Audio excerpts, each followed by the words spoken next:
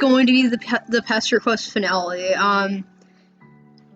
First I'm gonna be doing Roxy's route, and then we're gonna be finishing off with Dirk's route. So this is gonna be pretty fun. Hold on a sec, I just need to check like some technical things, because like when we were streaming Hollow Knight earlier, it was fucking up a little bit. I don't know why, but like it was for some reason. Alright. I think that we are good to go, so I'm gonna start. Okay, gonna start this.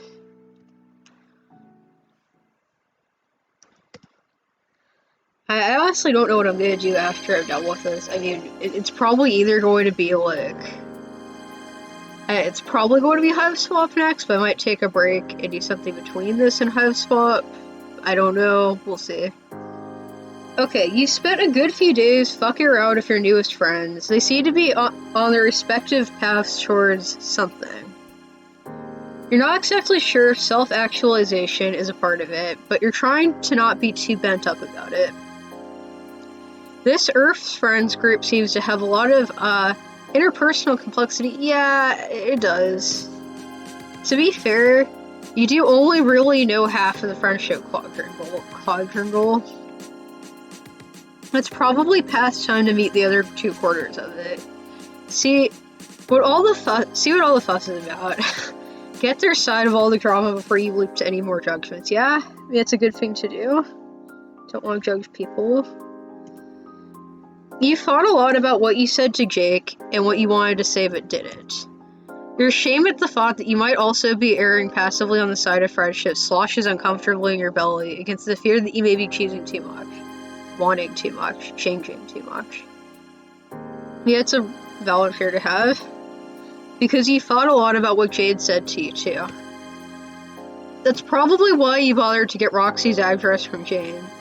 You can't exactly stop making new friends because you aren't ready to think about what your purpose would be without that, but maybe you could do it in the old-fashioned way this time. Showing up on somebody's doorstep via the accepted human method of following directions to their domiciles per specific government-assigned number seems like it might be a better start than, just zapping directly to them when they're taking a shit or something. Yeah, it's true. Definitely true, sorry. Wait a second, which is definitely a hypothetical situation, not at all something that happened to you recently. Yeah,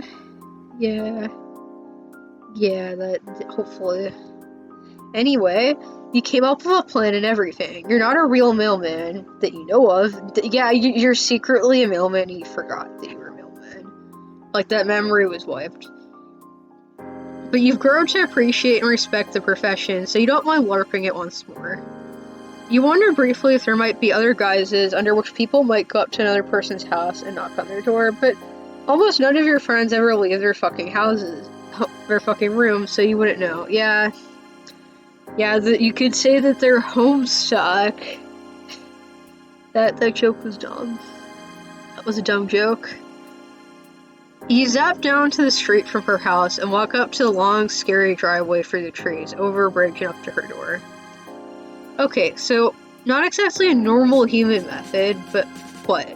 Were you supposed to just stroll all the way to New York from Jane's place? She'd offered you bus money, but then remembered her fortune is tainted. She facilitated between giving you every single one of her dollars and burning it all on a symbolic bonfire until the two of you landed on moving it to a new, hopefully untraceable bank account. Yeah, I mean, that's a smart move. You don't want it to go to waste, but you also... it is also blood money. That is a good... Actually, that's a good compromise. You're really not sure how deep the Batterwitch's surveillance goes, but Jane seems satisfied at least. She's going for a lot. You know how it is having to endure huge life-upending bouts of information being tossed at you more or less weekly yourself. So yeah, you skipped a step in your mail personally sojourn, but you made it to Roxy's house in a respectable manner, which was the whole point. You're gonna make the fuck out of a good impression. You knock and you wait.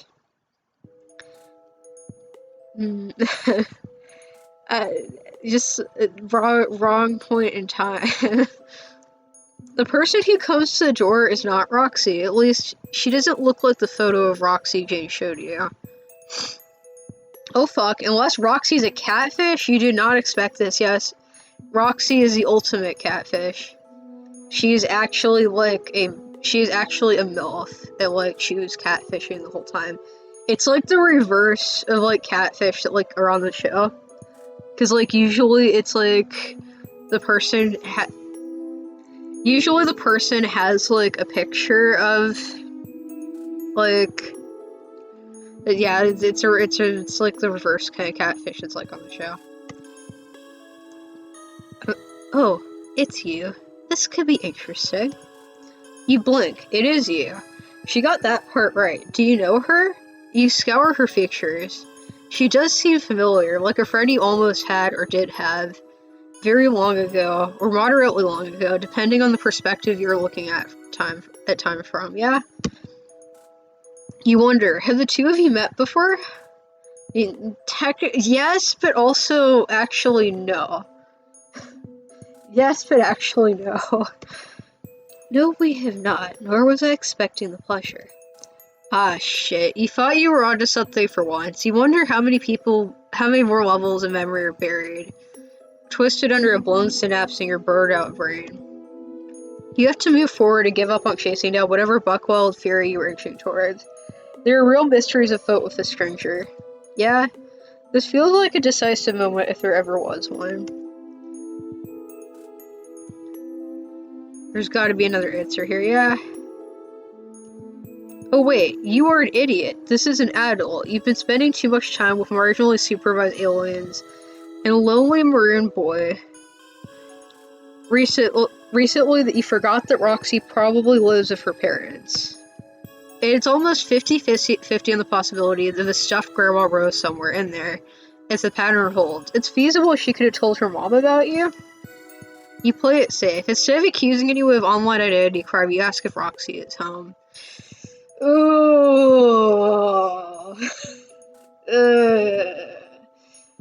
That's fucking, like, brutal. You ask if Roxy is home.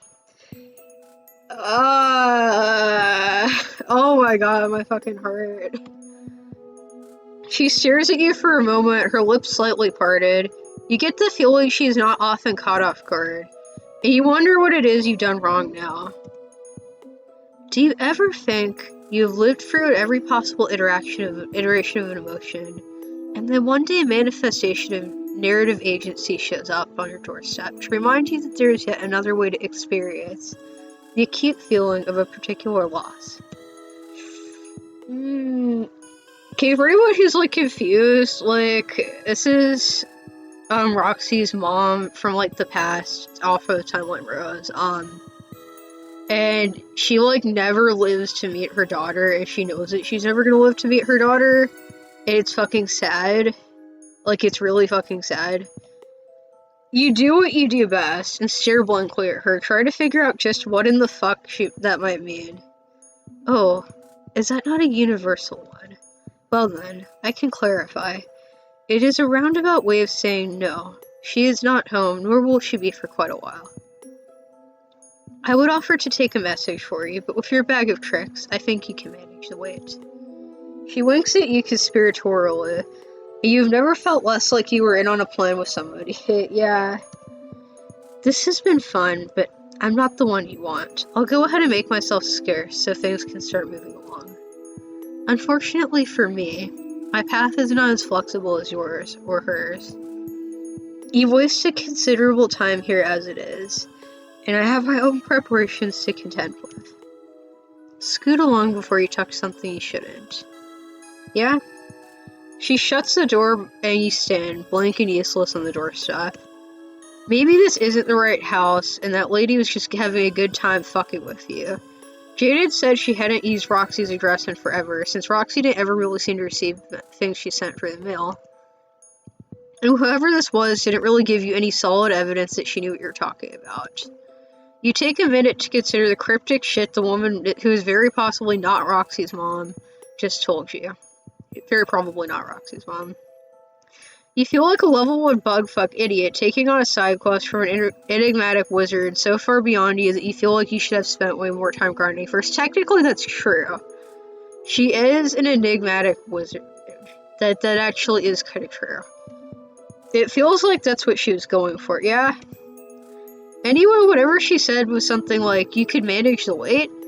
Maybe this one's an issue of time, not space. It always seems to be one of those two bastards, huh? Yeah, it does in Homestuck, honestly. Like, it kinda does. Like, that's a thing. Well, luckily for you, you have power over both. Might as well follow the only lead you have. You perch on the bridge over the river, running in front of the house, and fast forward, holding Roxy's name at the front of your mind. Years swirl by you in a visual cacophony. Buildings rise up around you, lights flash, red and hot. There's a rush of busy energy, the ebb and flow of colonial tide, and then a stillness. Right when you start to wonder if you missed her, you feel it. You wait till it feels right and you stop.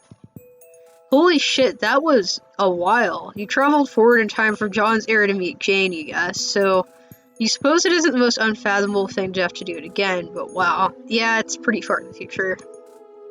The trees that surrounded you just a minute ago are gone, replaced by a sea of crumbling buildings and a low skittery sound, like pressing your ear to an ant colony. The vibes out here are real bad. You hurry up and knock. Yeah, it's kind of a slum. The door opens slowly. Roxy, for sure it's Roxy this time, peeks her head out, spots you, then squints at the empty street behind you. Seeing no threat, she bumps the door open, her elbow, and drops a huge pumpkin in your arms. She stumbles a bit over to the door jib as she does it, and you almost don't catch the pumpkin in favor of reaching for her, but she steadies herself at the last minute and leans against the frame unfazed. Here you go, buddy. I appreciate you knocking. It's a lot more polite than the usual break-in and enter you guys do, so I picked out a nice juicy one for you. Don't go telling everyone to try this shit though, or else I'll never get to sleep again in my life. I'll just be running produce to my door 24/7. Unloaded snacks to every chest guy in existence without rest. Not, but you're eating noises for company. This is not at all how you'd thought this would go, but you honestly should have known better than to do anything with your expectations but to throw them in the trash can. So you roll with it. Thank her for the pumpkin, calling her by name for max politeness. You can't see much over the flagrantly large gourd you're struggling to keep a hold of, but you feel her go still. Does she stop breathing? You crane your neck to peek over the curve of pumpkin and fuck. Again, with those expectations. You did not anticipate pure terror to be the emotion constructed on her face, but there it is. Yeah, it's a pretty surprising emotion. What shit did you just say to me? Huh? You said thank you, Roxy. You open your mouth again and introduce yourself as a friend Jane mentioned, but all your words shrivel up in your horrible mouth. Because Roxy has flattened herself against the door frame, her head tucked down like you're blinding her. What? You're not said my name. She slinks down to the floor and kind of rolls back inside, shutting the door behind her. You hear nothing, then a deep heaving sob. Oh man. It's like... Because she hasn't talked to anyone, like, ever in person. Because the Carpathians that she lives in the neighborhood with can't talk. What the fuck just happened? You knock politely just once. Hold on a minute, I gotcha. I gotta do something. Don't go anywhere. You hear nothing but footsteps trailing away into silence. It could be time to head out, but she told you to wait, so you do. You were nothing if not committed. About 20 minutes in, the low skittering hum in the background fortifies itself into a more present rumble. From around the corners and out of the dilapidated doors comes the source. The patter of feet, a low, unintelligible whisper, and the clinking of joints. It's people, and they look like you. Yeah, they're Carpathians. I don't think your character's supposed to be one, but like they are there. It's cool. Well, almost. It's more that you look like if a child drew them. They're simple frames made simpler with softer edges. Your skin is actually skin, right? They shitter around you and squish your arm meats to make sure. Yeah, you aren't kindness. Woo. Wait, or is that bad? You're trying to process whether you're relieved to have the bodily makeup you thought you did, or if you're sad that the space of time you thought you might actually finally find your kin was so fleeting. You don't get a chance to sort through it fully because the new guys are surrounding you and they look hungry. It might well be you or the pumpkin. Here. So you hold it out towards them and hope for the best. They take it and chittering what seems to be their thanks, shrink back into the night. Yep. They just want pumpkin. You check them off your mental list of predators and sit for a beat. Yeah. It feels like you're waiting for more than Roxy's return, like this is a moment of choice.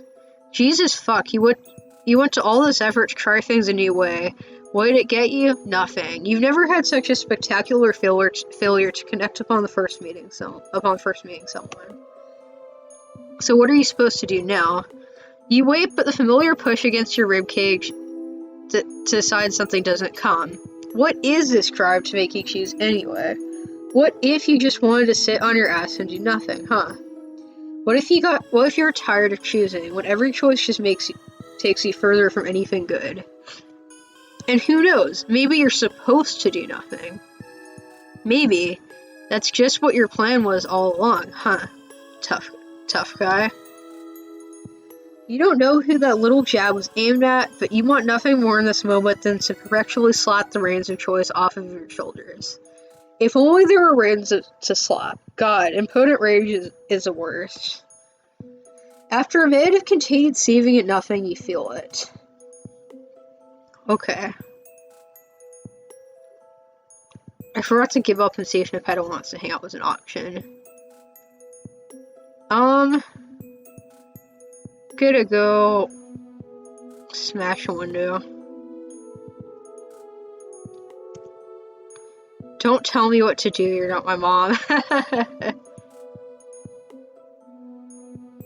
See, Jessica, no. More than you know, Chungus. Oh, okay.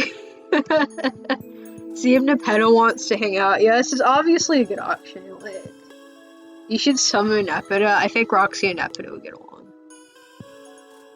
Nice try. Can't tempt me with a fun friend this time, bucko. False choice. Blinking, you feel a desire to act ebb away. It's replaced by a tingling giddiness at the victory of your, inertia? You'll be kind to yourself and call it fortitude and resolution instead. You're gonna see his shit through. You do what you promised and wait. Eventually, you curl up at the welcome mat and pass out like a stray kitten. At some point in the night, you open your eyes for one blurry moment as Cheska lays a blanket over you. Aw, they're being nice. The creak of the door next to your ear jolts you awake. Towering above you, the sharp, bright rays of morning sun is Roxy. Oh shit, you are real. I came out here so I could prove to past tipsy me that it was just a daydream or some shit, but now here you are and here I am. So, let's dig right in. Did you or did you not say human English words, including my name, to me last night? You did do that? Well, time to reckon with this then, I guess. I might still be a little buzzed, so I'm just gonna see how this plays out. A little buzzed. Yes, you're a little buzzed. Sure, a little bit. Just like a little bit. Stick with me. She beckons you inside and you scramble to your feet and follow her. All that waiting paid off, didn't it? You emanate smugness in every direction as you walk. Just in case there are any entries or narrative concepts around the capacity for feeling slighted by such a thing. You trail behind her into the living room, explaining that you know her name via her friends. Okay, that makes more sense. Lamau.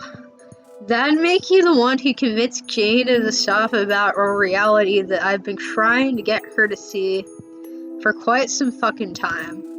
The benefits of being able to be here to show her in person, I guess. She stands next to the couch, her shoulders bunched shut, popping her fingers. She isn't looking at you. Sorry to keep coughing, you guys. Sorry about that. She told me you could time travel, but she failed to mention the part about how you're some kind of alien. Alien, sorry to offend. But if I'm being real, it's not like our only communication style is full and truly out gaps on a normal day. So this checks out. She scrunches her face up and groans. Ugh, I'm so sorry. I've been a jelly bean doorbag downer. Whoa, what the fuck is wrong with me? Here you are, a friend in the flesh. I'm just over here whining away about my other friends whom I love very much. I love very much. That I want to make a joke there, but I'm not gonna. This is just a lot, Omao. I daydreamed all of the potential friend meeting scenarios thought might ever happen. Yes, thought it, I guess. Yeah, like that you thought might happen. That's definitely the correct thought. What any and all combobs of my 4 whole friends whisking me off to friends just ignoring. I just didn't consider a new one might show up on my door disguised as one of my little neighbors, so. Yeah, you're super sorry for how last night went down, and for what it's worth, you made friends with, like, a lot of people. And all the friend-making skills you learned in your travels didn't save you from fucking this one up. There's no one foolproof way to do it, you figure. You would know, as a proven fool.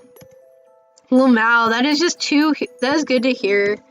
Sorry I'm sorry about ditching you right off the bat. I went to find a small sip of courage, which turned into a swig of courage. And then became a whole ass bottle of courage, which as you know can happen. So I did not so much come back outside to confront my harsh realities. Real titties. Yes, they're confronting the real titties. That you did not confront the real titties, Roxy. Oh, actually, like, yeah. Real titties.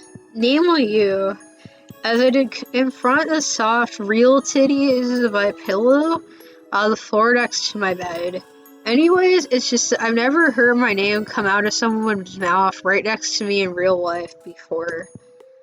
You don't comment on the booze thing. Y'all just met, you don't want to come off too preachy just yet. You try another angle instead. You could always try the meeting thing again. Like, acting it out? Oh, sure, yeah. Of course, you didn't mean literally going back and redoing it. This is a salvageable situation, and you don't want to waste a redo if you don't have to. Oh, what? What you mean is you rarely get shit right off on the first try anyway. Might as well give each other a clean slate. You hold your first up and knock on the fist up. God, Roxy's grammar things are like seeping into my speaking. It's a problem. Hold your fist up and knock on the air in front of you. You hope that she thinks this is cool and not lame, since you just kind of leapt into it to avoid thinking too much about all your false starts. You don't have to worry for long because she smiles and it's brilliant. The shivering tension in her body shifts from anxious to excited as she hops a bit. Getting into the moment, she breathes in, smoothing her shirt, then puts a hand to her ear. Oh, is that a knocking on my door? Whomsoever could it be? She bends dramatically and welcome as she opens the invisible door and clasps her hands together as she focuses her bright gaze. I gotta open that invisible door there. Oh, my fucking G. Welcome to my abode, stranger. Soon to be more than stranger. Get on in here and let's get to frienditude. That might be coming on a little strong for a typical company, but luckily you are his friend first as they come.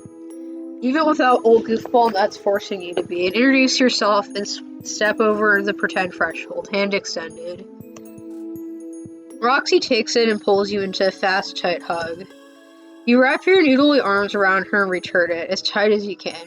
At first, you tell yourself she needs it. After all, you can feel her trembling back, her unsteady breath. A minute passes and you realize your hands are shaking too. When was the last time you just held someone? Just let yourself be held. The moment is quiet. You know it's kind of an awkward pose.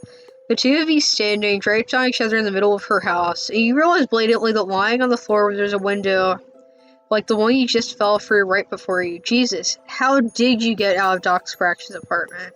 Now is not the time to think about that, but it's good. Calm.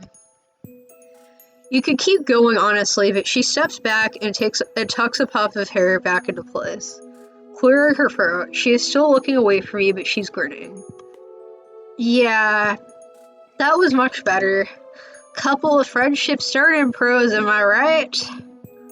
They'll write guidelines to friendship about the two of you, you say. She sits down on the couch and gestures for you to join her, so you do. Now that you're settled, what she said right before you did your little skit hits your brain right in the face.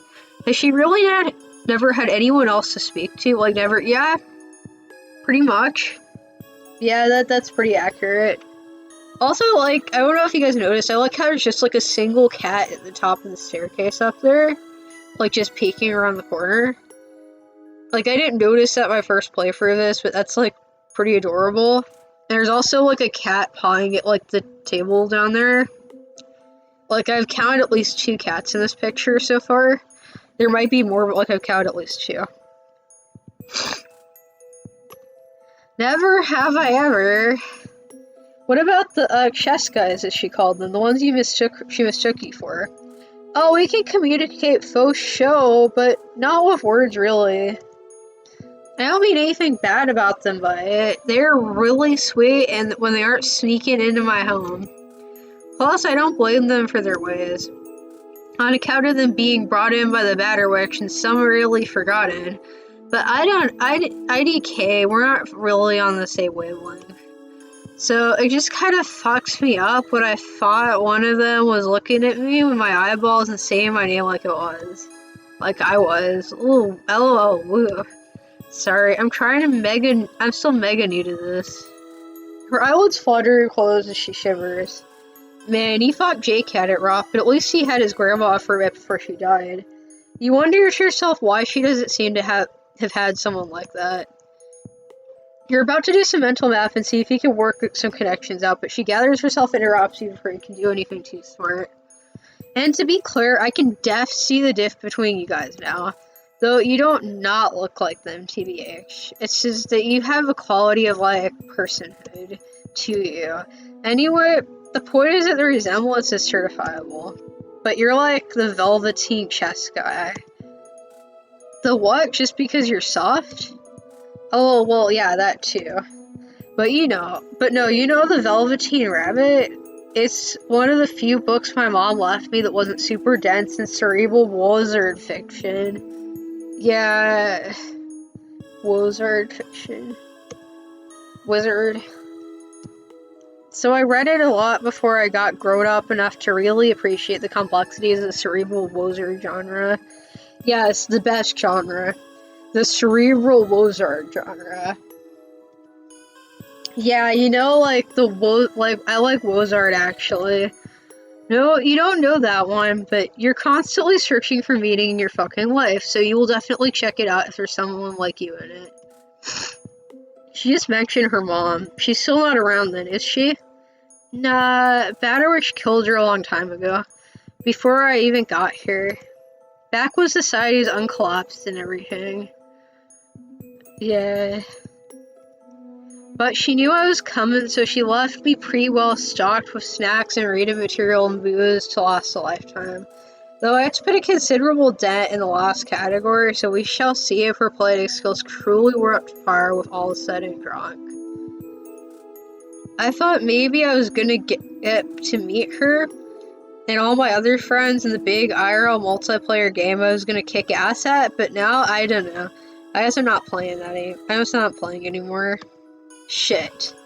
You jump up and put two and two together. You went to the past before, or well, you came from the past, from Jane and Jake's time, which Roxy already knows, but spatially, you were here in this house, and then that time. There's a woman who lived here then. You thought she was Roxy's mom at first, but then you maybe convinced yourself she wasn't. Since a few hundred years happened between her and now, you don't know what was going on. Oh my fucking god, you what? Was she beautiful? Oh. Hold on, let me show you. Roxy roots around a bookshelf or something, and your brain starts expanding at a rapid rate. Concepts that have been hovering in the periphery of your mind suddenly converge. You already knew that Jane and Jake's deceased grandparents were your friends from the past, but you hadn't considered this since you didn't know Roxy lived in the future then. Of course, all this shit's connected. Of course, that would make... Does she look like this? She hands you a book, cover open to show the offer photo. There she is, younger than she was when you saw her last night, but older than she was when you first met. You can't help saying her name out loud, Rose. Oh my god! What's a grown-up her say you never met, but what grown-up her say? Why did grown-up her she say you never met before, though? Is she not the same person? Fuck the earlier math you were doing, this is way bigger than 2 plus 2. This is some serious mental calculus. You wiggle all your brain worms at once, and it hits you. The way it felt different than normal when you hopped from Jake's house to wherever that one place was. How it happened when you brought Jake home again, too. Like, your guts dissolved sideways. How they rearranged slower once you landed. Had it happened when you first landed in Jane's yard, too? You were probably too turned around to even notice then. You know Roxy's super hyped right now, but you tell her that you gotta check something, do some science, you'll be right back. He's that backward again. What did I tell you about coming back here? Get your grubby time fingers out of my pie before you get caught. Yes, ma'am. Sorry, ma'am. Have a good day, ma'am. Okay, she's mad, which you expected. Also felt like an everyday wiggly belly time jump, which you also expected. You pop out of here, this time concentrating on your friend Rose, just a day after you last hung out. You should just feel yourself zoom further back toward her, right? Off you go, and wrong. It's that feeling again. The sideways dissolvement and reconstruction of your crudely rendered vowels. Oh, it's you. Long time no see. For you, I assume. Funny thing about that is no, actually, but you'll have to explain later. You apologize for paying her so short a visit and head back to Roxy. The feeling accompanies you yet again. Yeah, I guess because you're jumping between, like, the off and the beta timelines, it does that. Like, that would probably be the reason why.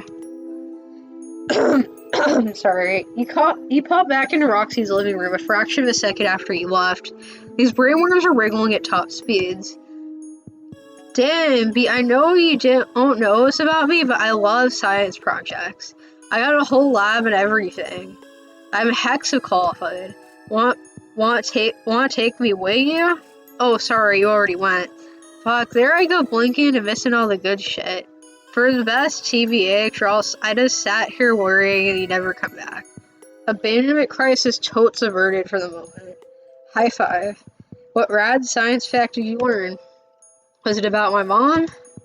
You take a deep breath, you're kind of laying down the knowledge tracks a second before your brain cart rolls down them. So you're hoping this makes sense as you piece it together word by word. You think this is a different universe? Yo, what? You've met the woman Roxy thinks of as mom, but you also have a friend named Rose from a while ago. She's friends with Jake's grandma and Jane's grandpa, and you're pretty sure she even read you some of the same fucking book at one point. But they can't be the same exact people, even if they all look the same. Things feel different there than they do here. Blah. Like looking at inside-out mirror with every cell of your body. Those definitely exist. Don't worry. Okay. Hells to that, yeah. I've followed you. Well, I would love to gaze inside one of those mirrors and flip my shit some way. Would be a liar if I said I'd ever thought about that as a general concept, but that's beside the point. More importantly, what you're saying is I have double the moms I thought I had yesterday. Yeah, that's technically true. That is technically true. And you're also saying you can, like, go visit any all moms whenever you want. Just go on a mom visiting bender. No rules, just moms. No rules, just moms. There are no rules, just moms. And I can come along? Well, no, there are a couple of rules, but other than that, yeah. Damn, you thought she might take more convincing. Look around all my gear and cat clones and general living situation, bud. All I've been saying is none of that is particularly hard to believe. And after all the grief I endured trying to get Janie to believe me, it'd be pretty fucking stupid and not to mention rude attacking me not to believe you now. You're my friend. Woo, that is a relief. Your grasp on this shit is tedious at best, so it's good she's easy to win over. It is one of my best qualities, or at least one of my biggest ones. Oh, though before she gets too excited, one of the rules doesn't seem to be that her mom in this universe doesn't want to get visited. Though that's kind of a big one. Oh, I see. Well, did she say why? I mean, if y'all already hung out, what's so bad about one more chill sesh? Unless IDK, it's okay for you, but you can see her start to blame herself, so you cut her off. It's definitely not that she didn't seem interested. More like she couldn't. She shooed you away every time you tried to say hi. Like she's afraid you'd fuck shit up, which to be fair, you do regularly. I guess that's technically true, but like, you kind of fuck shit up in a good way. She said she was preparing for something. Yeah, probably fight to the death. You look around, or someone. Yeah, okay. Makes sense. It's funny, actually. No, I'm JK, or lag, it sucks. But, like, situationally, it's funny. Because that game I mentioned that JD's off destroying, a week ago I wasn't even sure if I wanted to play. I was ready to go to desperate measures to not play it at all, if I'm being totes honest. But BTH. But then, what Jane said, she met you is all hellbent on doing some righteous smiting the whole company, IDK. It hit me like that I kinda did want to play it after all. Like, I thought maybe I'd meet my mom in the game and I'd finally get to talk to this lady I built my whole ass sense of self around, get to see how she is in real actual life, and figure out how bad I fucked up with my version of it. Hell, anyway, we aren't playing, so it didn't matter. I've been trying to be good friend and leave my hackser skills to Jane's cause, but it hurt and I don't know what to tell her. And then you showed up and my page shifted like 75 more times. I barely got time to come to terms with it being okay to want something before it gets wiped away from me. LOL. Shit, you really didn't mean to mess with her expectations. You should have kept your mouth shut till you figured out what this all meant. She smiles at you, and you don't have to have known her for long to tell that it's forced. Ah, shit, you can fix this. Okay, you guys, I need to, okay, like, there's only one person in chat at the moment, but, would you like me to get, like, both endings for Roxy, or just go for the good one immediately? Because I remember which one's the good one.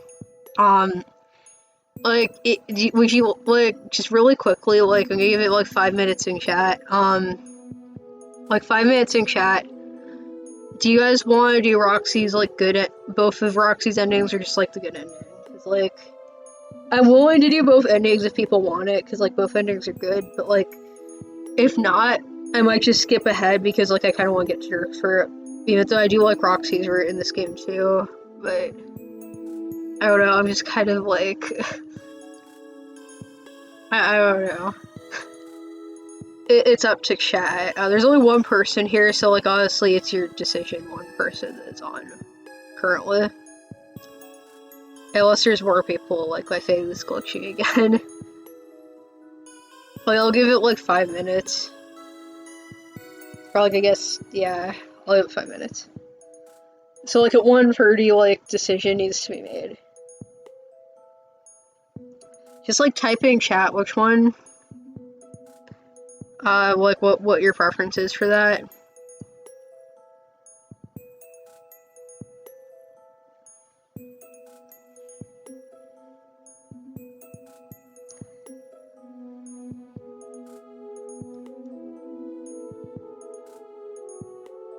Just like, I don't know. Okay, like, I'll give it like one more minute actually, because I don't know.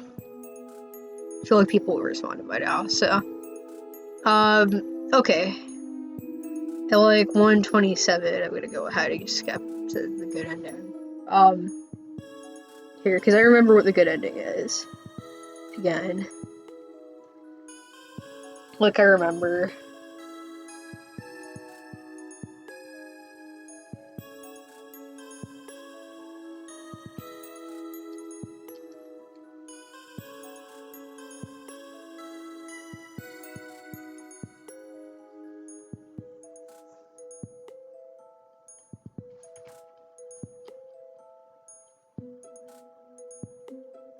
Alright, we're gonna, I guess that means we're going for the good ending here. Moms are cool, but so are friends. It's not, I recommend though, you guys, like, please check out Roxy's, like, other ending if you have this game, because it's really depressing, but it's also, like, good depressing. It's not just moms you tell her, you can definitely take her to go see any one of her friends she already has too. But, like, right now, if she wants, yeah, you're down for whatever. Is it weird to be so nervous about that? Don't get me wrong, I want to see the fuck out of some friends. Plop my eyes right on those guys. Followed, of course, by hugs. It's just a really big thing, and I'm feeling a little dizzy just thinking about even picking one. Yeah, you haven't met all her friends yet, but you know just enough about all the various dynamics for that to make sense. And hey, there's no need to rush. You could take her somewhere else, just the two of you. That way she can still get out of the house and see something new. You guys can sit and talk for who to go see rather than leaping right in. Yeah, okay. That sounds chill. Where to then, my cosmic taxi friend? Let's start with somewhere chill, you say, she nods. Like many things about Earth, there are places you know exist, but you have no memory of ever having been to. They're just a part of your cultural knowledge. Learned by your past self, and later subsumed into ever-winding miasma of your mind. You pick one of those places, somewhere that feels like at one point it could have been something you cared about. It looks like a forest at first, but the pine trees have just been shaped by wind. You turn and the earth in front of you butts up against the ancient stone of an outcropping. It stretches out below your feet in a long straight arch until it curves into nothingness. Beyond it is an endless sea of mountains, rolling up and rolling, fading deep gray into blue as they turn into sky. The sun is just below the horizon. Oh, it's so open. Her voice is the quietest it's been since you met her. Her bright, boisterous charm lulled into awe. You ask her if she thinks this'll work. Are you shitting me? Buster, I have never seen a more gorgeous fig in my entire existence. We are gonna take a fucking seat and soak in the nature of every one of our pores. The visible ones, I mean. Don't go getting any ideas. Or do you TBH, you could be doing naked cartwheels right now, and I wouldn't even notice because I said previously, my eyes are slurping up these sights. Fair, you're not agile enough for that clothed or otherwise, but you're glad she likes it here. Yeah, I would not really want to do naked cartwheels. I don't know, that would be kind of weird. The two of you sit for a while soaking it in. This is a schedule-free, lifey lead, so however long it takes for her to talk is fine with you. It doesn't take too long, though. So, you met Jane? Jake, too, if I'm not wrong. They talked about you some. They've been more busy hanging out with you than talking about you, if I'm BTA. How about, Strider? He hasn't said anything about you. I don't like to think he'd tell me if he got the first visitor of his whole life, but maybe he would be ready to share with me. It's a big thing for me, and for him it'd be even bigger. She seems poised to continue hypothesizing about him for a while, so you just go ahead and tell her that no, You haven't met him, but you sure have heard a lot about him from Jake. LOL, yeah. What? Would you get a different version of things from her? Lamau, how far in this drama you want to get? How far in this drama? Yeah. I mean, there's a lot of drama. You're really pretty far entrenched as far as you can tell, so she might as well fill you in on the rest. Yeah. Okay, so I'm about to lay it all out for you. Because I trust you, and I don't know what to do about it all, and I need some farm fresh opinions. Might be just what I need. The way she turns to you, clutches her hands together, launching directly into the story you'd never think she would need a slumber party gossip. We got quite the love quadrangle going down in this friend group. Janie and Dirk are both into Jake, which, like, fair. He's the sweet and a hawk no matter how you slice it. He's, like, a sweet person. Like, Jake is a cinnamon roll that is too good for this world. Jake, as you may know, is a wild card here. No idea who he might go for, which is also fair. If I'm to continue to be a referee here, because Jane is a stone cold fox, luscious babe going hecka places, and Dirk is woo. He's just about perfect. So she trails off and wrinkles up her nose as she looks back out over the mountains. Her gaze is heavy of longing. Don't you me, what? Just seems like she's leading up to her spot in the quadrangle is all. Yeah, well, I'm in there, liking the last one I mentioned. Okay. What are you doing it again? What? You're doing it again? Oh, just for a minute, you couldn't tell which direction she was headed. You thought she might be jealous of Dirk himself. The way she looked when she said all that, but it's that she has feelings for him. You're just trying to keep up. Yeah, the first is real. Okay. Roxy laughs and covers her face. God damn, called out here on top of the fucking world? You're not wrong, I guess. In a way, not to continue the vicious call-up, but earlier it was her mom. She said she tried to be like, and now it's Dirk. You're like the president of the universe, that trying to figure out who you are and trying on different ways of being to see what fits. So no judgment there. It's just, it seems like she has a lot of questions about who she really wants to be. Which is legit as hell. That's life, baby. Yeah, I guess that's the whole thing, you know? I wanted to be like her because she's my family and, like, the only person I knew about for so long. When I met him and I was like, oof, there's more unlockable options? Who knew? Maybe I could've... I don't know. I do have feelings for him, to be sure, but you're right. Sometimes with him, it does get all mixed up. You ever not sure if you want to be somebody or be with somebody? I mean, I like the me I made from nothing, and I don't want every single piece of this bullshit, of course, but he was like this shadow just out of my range of vision, like some kind of what if. Me, if I just been, like, I don't know if this makes any fucking sense outside my own head, though. What's that you said about the turquoise mirror? Let's hop on that universe jumping train and see where it takes us. Metaphorically, I mean. I'm not ready to move a single ass shake off this bitchin' rock just yet. It's all metaphorical anyway. Well, not the multiple universe thing. That's pretty much a fact, as far as you can tell. But the turning yourself inside out bit, whatever it is about him that she feels pulling at her, this thing that she wants for herself, it's probably bigger than him anyway. He's just the person who made her notice it, same as it was with her mom. But anyway, it turns out a lot of options are unlockable once you realize some locks were in your brain to begin with. That's very true. That is very true. I'm not sure if, like, this is referring to Roxy's gender stuff or not. Like, I'm a little bit unsure about this. Maybe it is. I don't know. It might be referring to, like, how Roxy, like, wants to be the hero. I don't know. It could refer to a lot of things. Or, like, a lot of parallels here. Damn, buddy. Is it what it's always like to talk to friends face to face?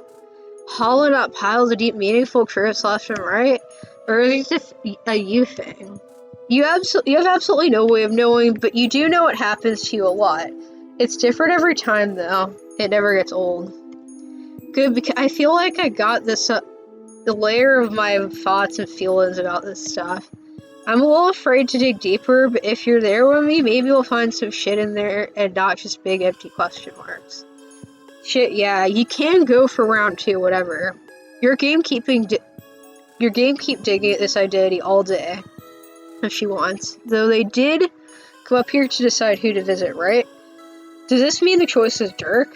God, I don't know, man. Yeah, maybe, eventually.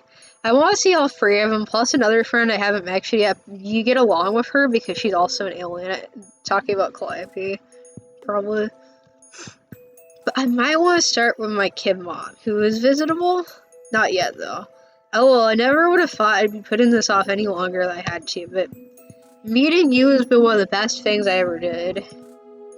I want to sit and stew in this friend soup with you for a bit longer, and savor the big shit, the bites of my other friends' soups when I can, however ready to eat or not I might be.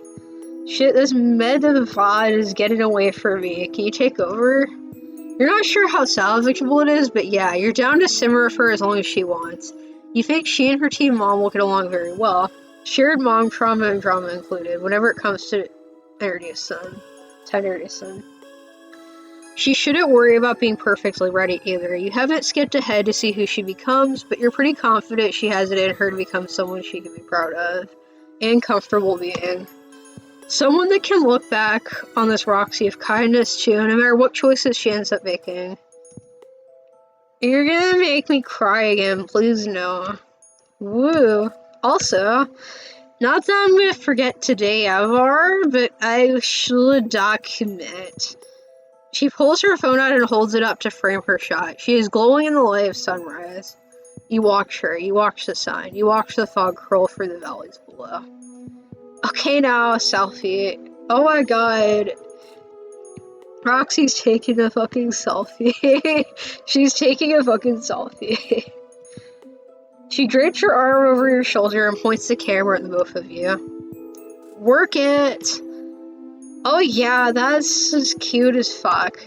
She messes with her phone, opening a chat with someone whose handle you don't recognize. You wonder if she sends a photo their way.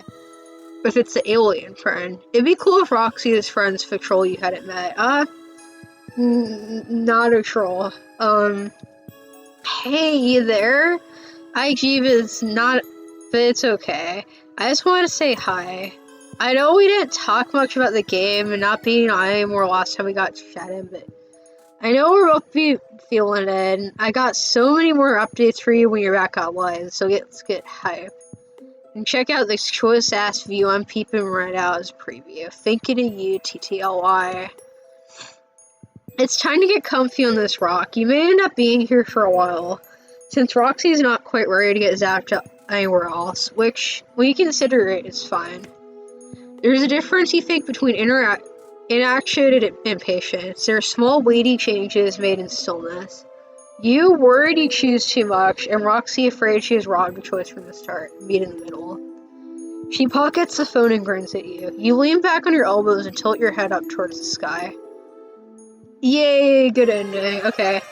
I'm going to take a very short break before we get into Dirk's route, because Dirk's route is fucking intense. So I'm just gonna take a small pause. This won't take very long. It's small break. Be right back.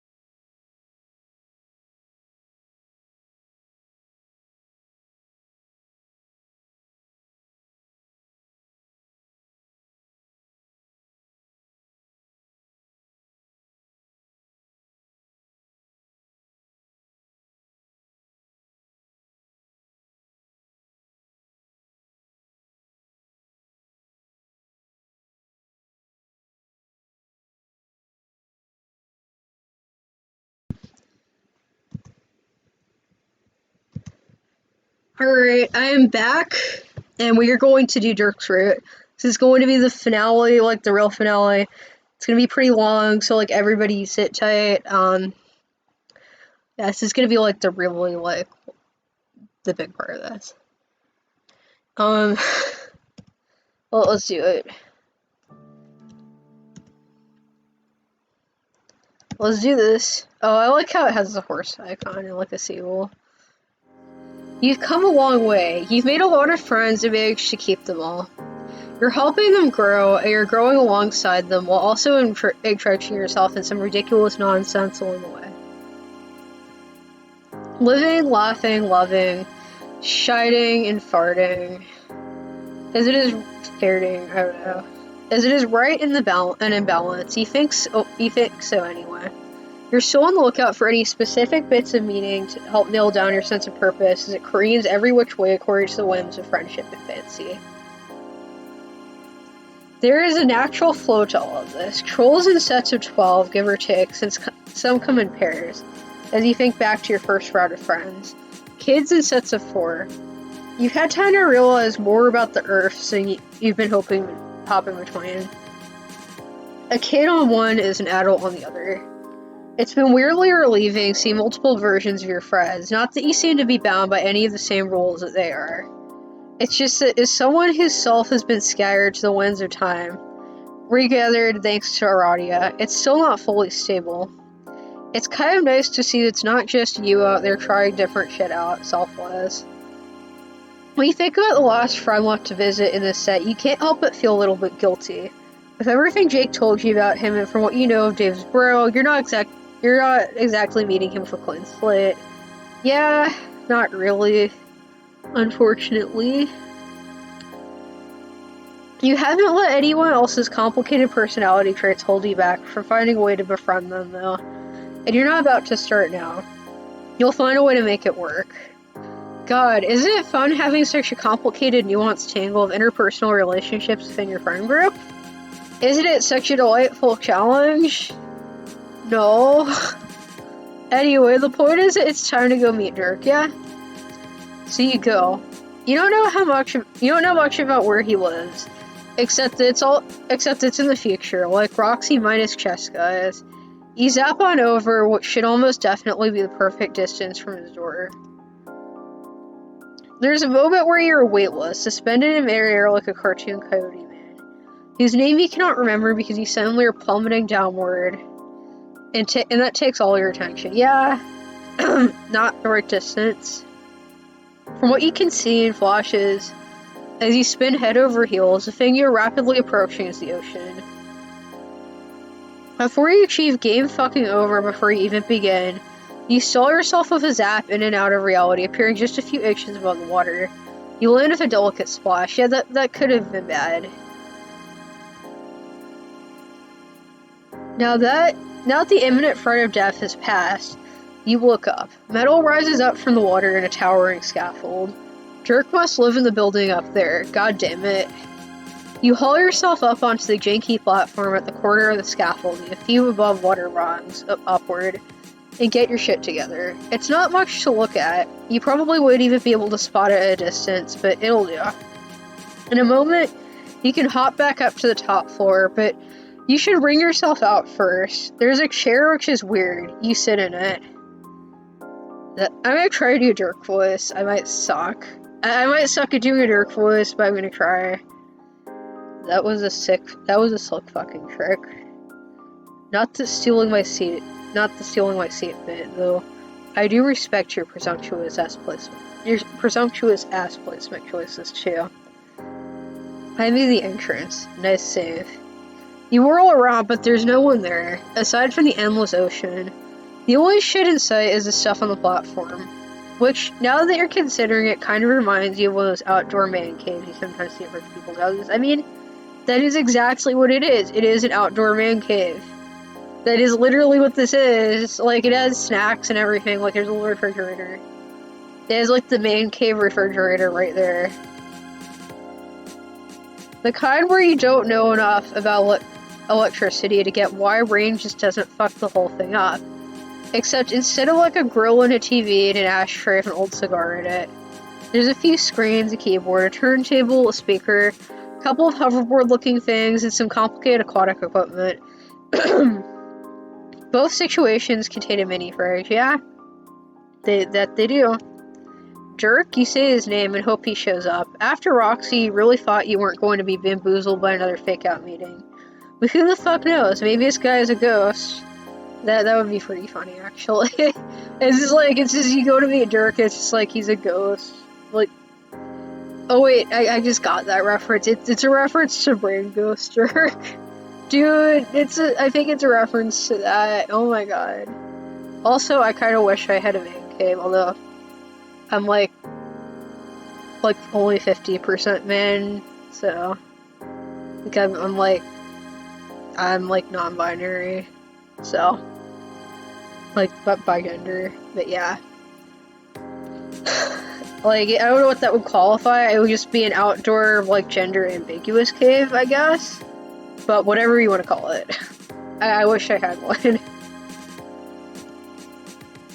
No, that's stupid. The one and only. Where is he? There's no need to get freaked out about it. I'm just talking for the speakers. Or, more accurately, I'm just sending data for a text-to-speech converter, which is playing for the speakers. This isn't a function I've ever had the occasion to dust off, so this is genuinely thrilling. Thank you for trying and failing so miserably to break and enter in pursuit of friendship, or whatever you were doing. Oh, you do your best. Is there a place you'd want to meet, maybe? So you all could talk in meet space? That's not exactly my forte. Let's just keep chatting like this for a bit, borough to borough. You can use the computer if you want. If you want the power of my voice. Well, I messed this up. You can use the computer if the power of my voice is going to be too much for you. It almost is for me, if I'm being honest here. From above, there's a metallic whirring sound. Shit, Daddy's home. It's fucking hell. It's hell. You look up and Dirk is rappelling down the scaffolding at an alarming speed. The jig is up, so we might as well wrap this shit up. Gotta turn down the music, jeez, it's loud. Dirk swings in, landing with both feet on the platform. He strains and stares at you, chin up. Well, you think he's staring at you. He's wearing shades. Which you expected. Yeah, it's something to expect. It's been real, and don't worry, I won't be far. I never am. Neither Dirk's hands nor his mouth are moving, but his voice is still playing over the speakers. Your smile was nervous and probably too full of tea. What's going on? So you're the friend of Lillian I've heard about. I thought for a minute you'd already ate it, but I see you Peter Pan that shit. I'm not unimpressed. He says this a regular way with his mouth. It should put you at ease, but it does not. Does he not remember talking about that already? You tell him it's nice to talk face to face, since he thought he didn't want to a minute ago when you first met. Oh, that wasn't me. Oh, you thought? Wait. Oh, what? It wasn't? No. You just met a divergently evolved copy of my 13-year-old brain. The use of the speaker system is new, but it makes sense he'd up his game. For interfering with relationships, I'm busy forging for you. I guess I should go ahead and be proud of him for that. Well, damn. Okay, you guess. You have no reason to believe it's not possible. Since, wait, did he say relationships he's busy forging?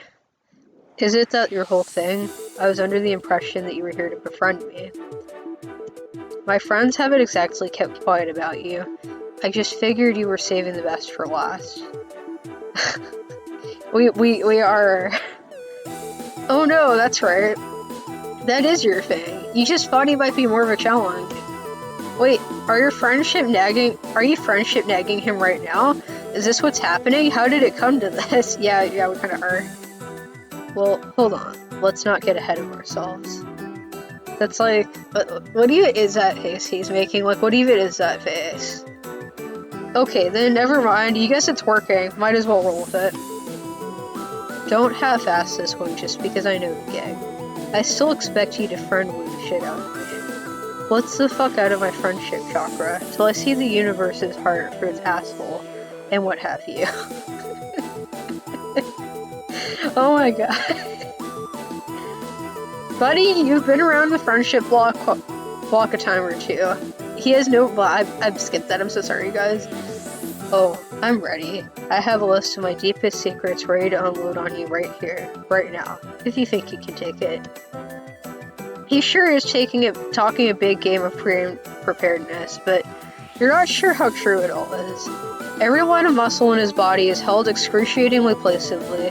You'd never see a jaw so purposefully unclenched. It's almost like he's begging you to call him on it. You do not call him on it. You're not sure how he'd get the idea that you could half-ass this, of all things. You just prove it to him with your deeds. It seems like that might be his love language. With that in mind, you hold out your fist for him to bump. Ah yes, Daps, the universal sign of brohood, sacrosanct across all of space-time. You would be honored to give him his first. The corner of his mouth twitches, not quite a smile. He's still happy about it though.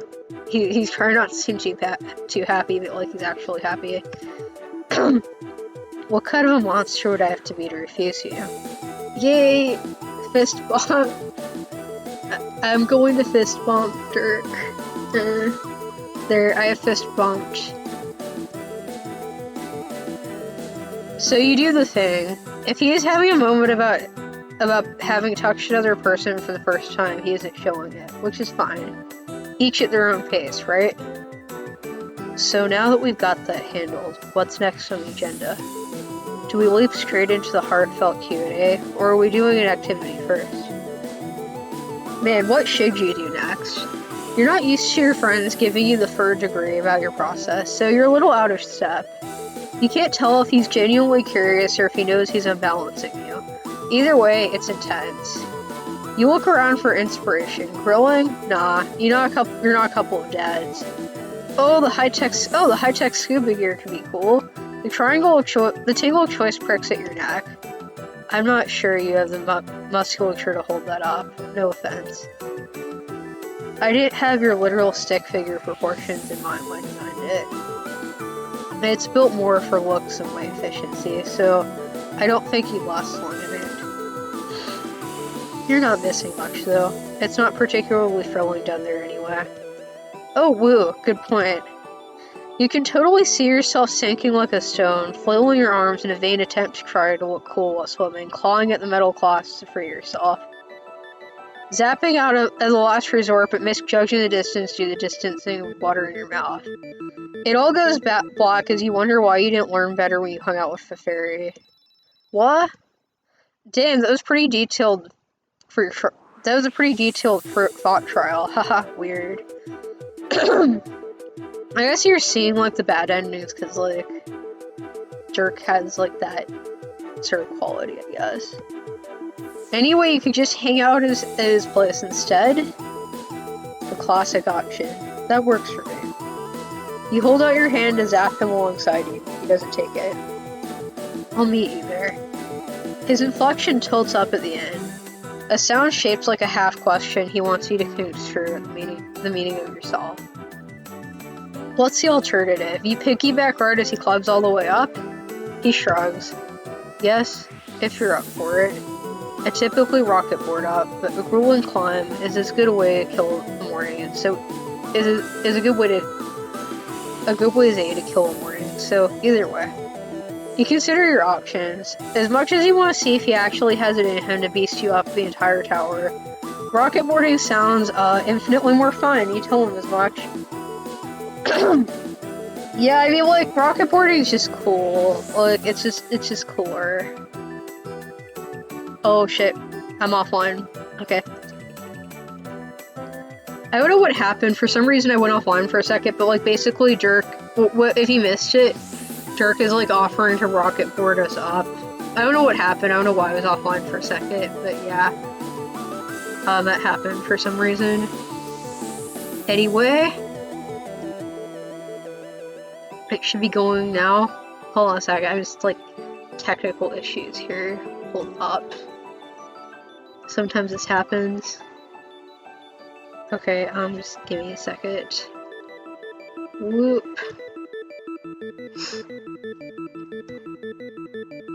There. That should be good now. Okay. You can okay, yeah, let's do this. Hop on then. 1 second. Yeah. He kicks it into place and fires it up, offering his head. You don't have anything to lose but another life, so you take it. Steadily but fast enough so that you have to cling to his shirt for safety, you fly upward. He circles the tower a few times, in no hurry to make it to the top.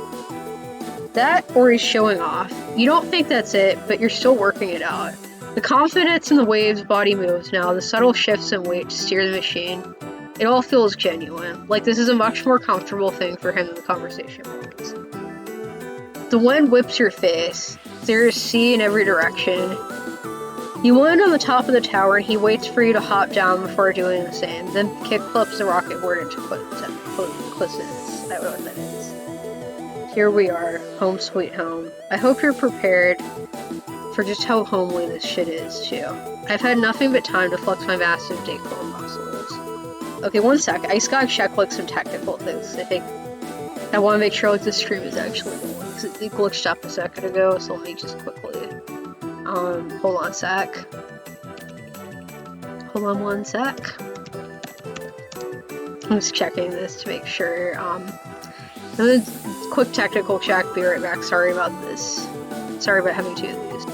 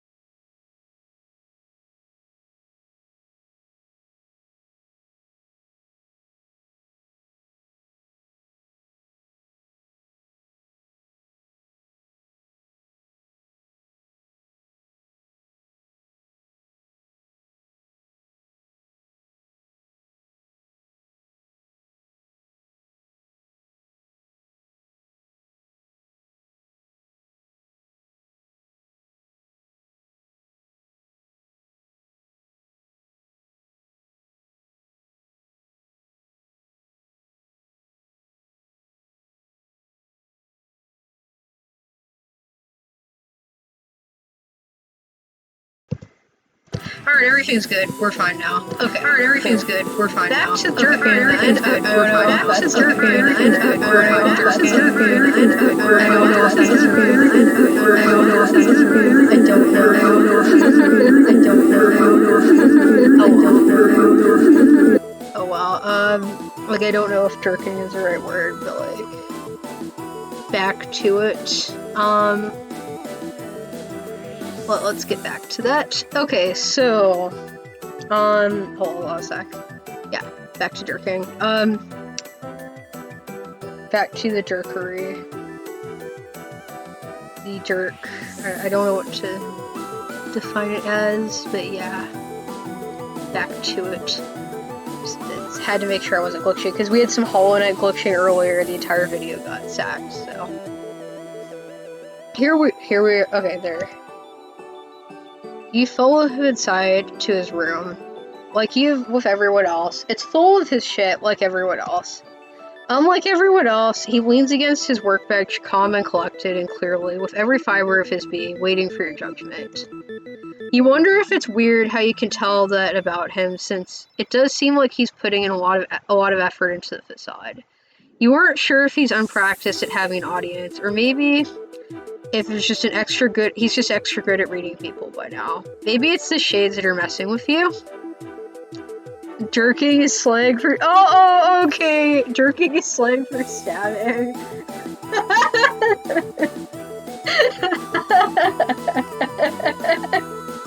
I guess that makes sense.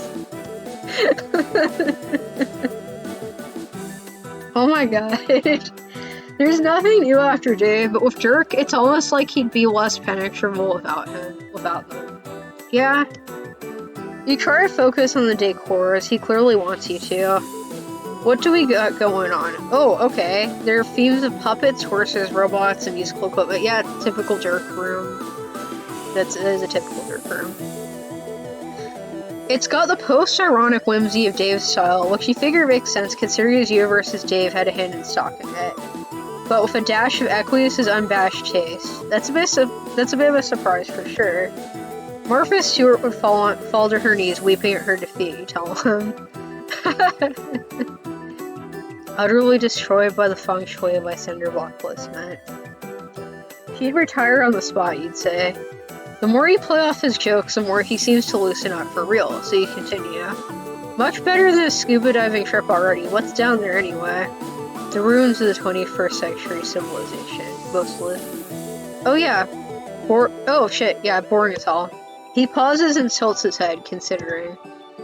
I wouldn't call them boring, necessarily. It's more that I find them cosmically frustrating, to swim in literally any radical line and find nothing but the wasted leftovers of a dead city. Aside from being dependent on it as a source of food, the ocean mostly functions for me as a suffocating, inescapable natural barrier between me and the rest of human history. I mean, yeah. It's a constant, lapping reminder of my situation, so I'm not often hyped to pile the decibels on. Not sure how well my deep personal beef with the imagery of the sea will land for you, but there it is. I think it might not be so offensive to me. Or the metaphor less blatant. It's embarrassing. Anyway, there's the first of my layers off. Feels fresh. Want to keep going? What else have you got? It's a little unsettling how direct he's being about the friendship building process. But it's not like you haven't been categorically pushy to achieve that title with literally everyone you have memory of having met so far. Fair game. You're sure you can come up with some things you've been curious about if he's ready to dive in the deep end, and if he'll forgive the continued aquatic figurative language. The love of quadrangle, the questionable settings, and the robotic gift choice for his would-be paramour. The differences of opinion on playing the game. He seems to be enjoying the theatricality of the friendship metagaming dance. Knowing Dirk, he might literally have reached a cinder block accord to feng shui. Yeah, he actually might have. That's actually true. He might have. You clasp your hands behind your back and pace his room as you monologue, pausing for effect while the impulse strikes you. As you talk, you consider which would be the right issue to end on. To really zing him into opening up, maybe his feelings about his universe as Dave, or just for fun, maybe where the horse shtick comes from. Depending on which you choose, you could end up. Loath as I am to interrupt this Ace Attorney monologue, I wouldn't touch that. You look down at where you're about to dramatically place your hand, and there's got a goddamn sword there, haphazardly stored in the hands of some fucking dead-eyed puppet. Yeah. Again, your brain careens down a fleeting pathway, accidental pressure, a clean slice, blood, a lot of it, and leave the katanas for the big boys. Although, if you want to touch a weapon, holy shit do I have an idea.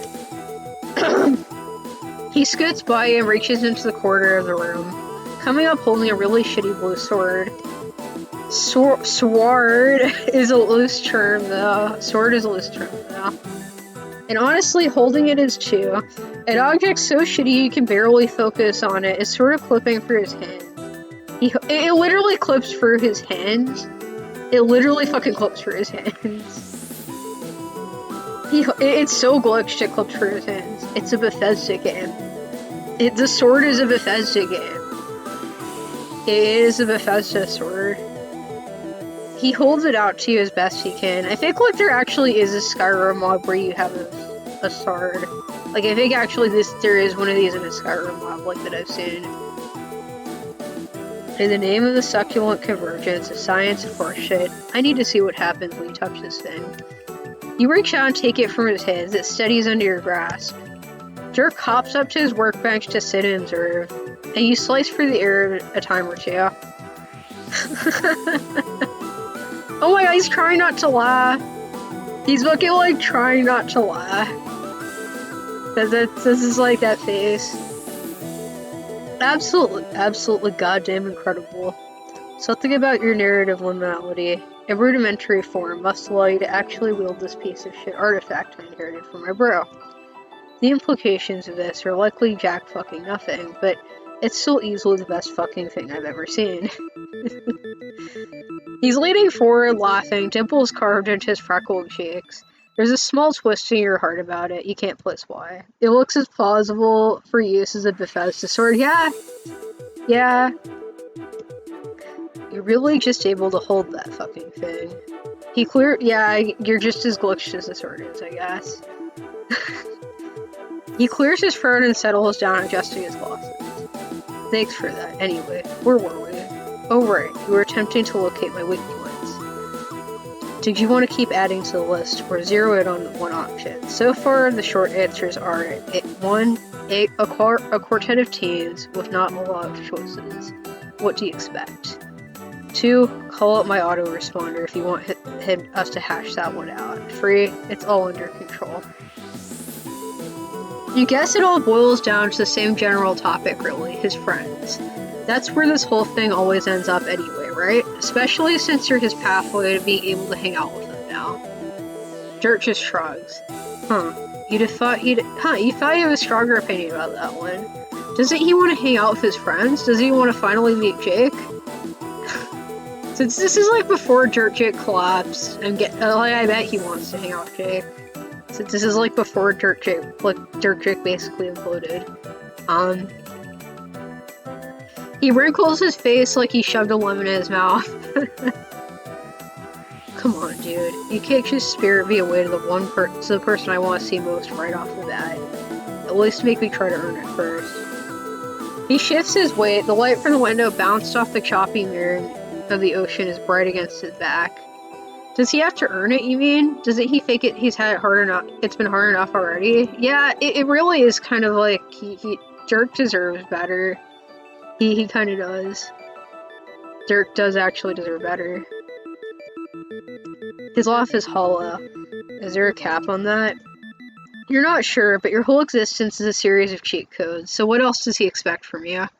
You whip the sword around a few times to prove your point, but it kind of makes you dizzy to watch, so you put it back in the quarter. And anyway, you know he'll cave at some point. How else is he gonna get to see them, now that the game is off?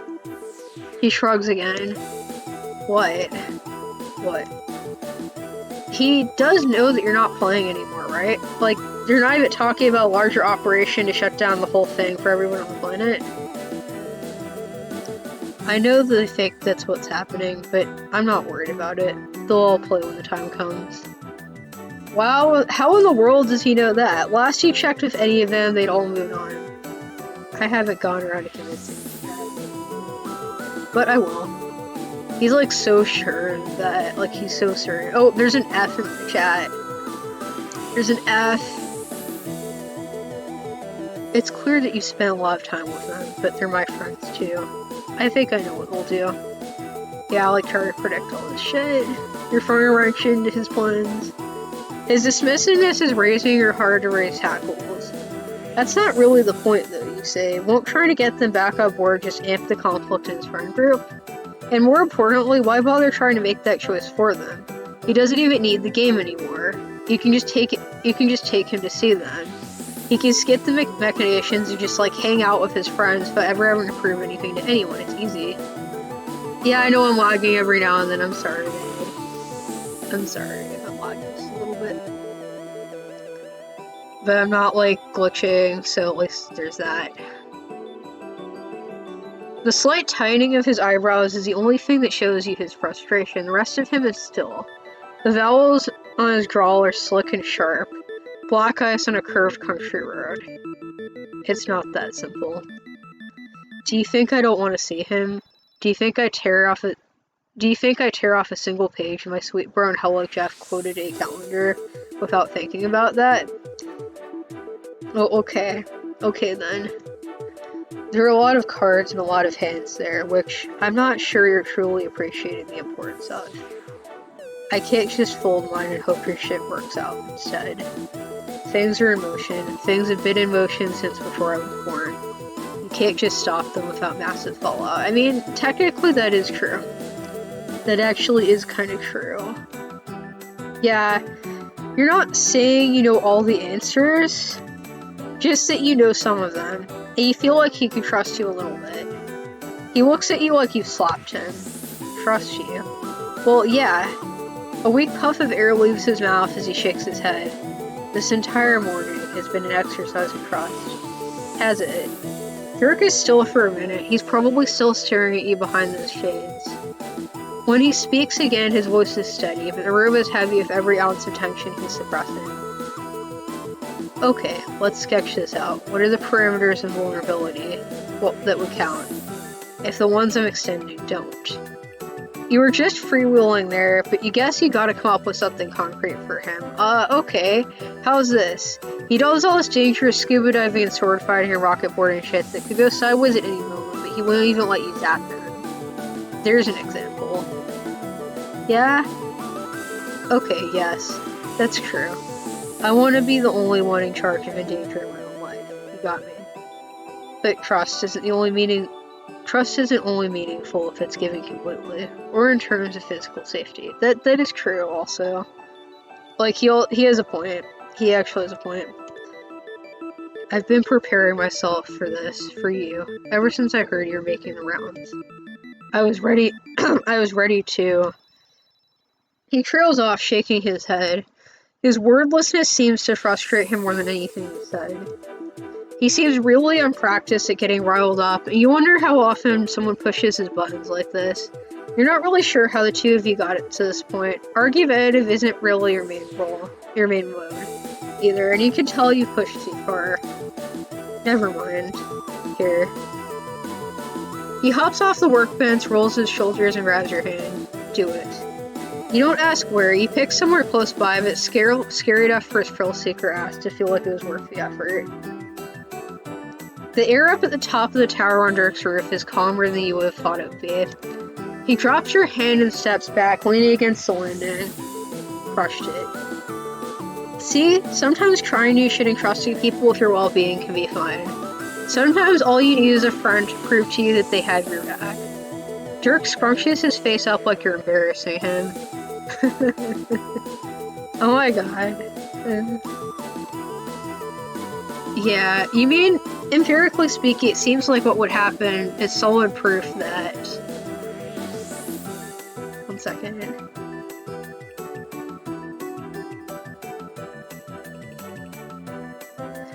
Solid proof that... Okay, yeah, I get it, thanks. He's smiling, so you don't push that in. You don't push into that, thank you. The ocean with him, if it's time to scoot things along. You weren't in a hurry, really, but you were getting somewhere before, even if it's a little uncomfortable. He's trying. Considering how they both think he and Vriska might have been friends if he had been a bit different. Yeah, if things had been a bit different, yeah. I think they could still honestly become friends. I think ultimate Dirk and Vriska would actually get along. I think they might actually become friends.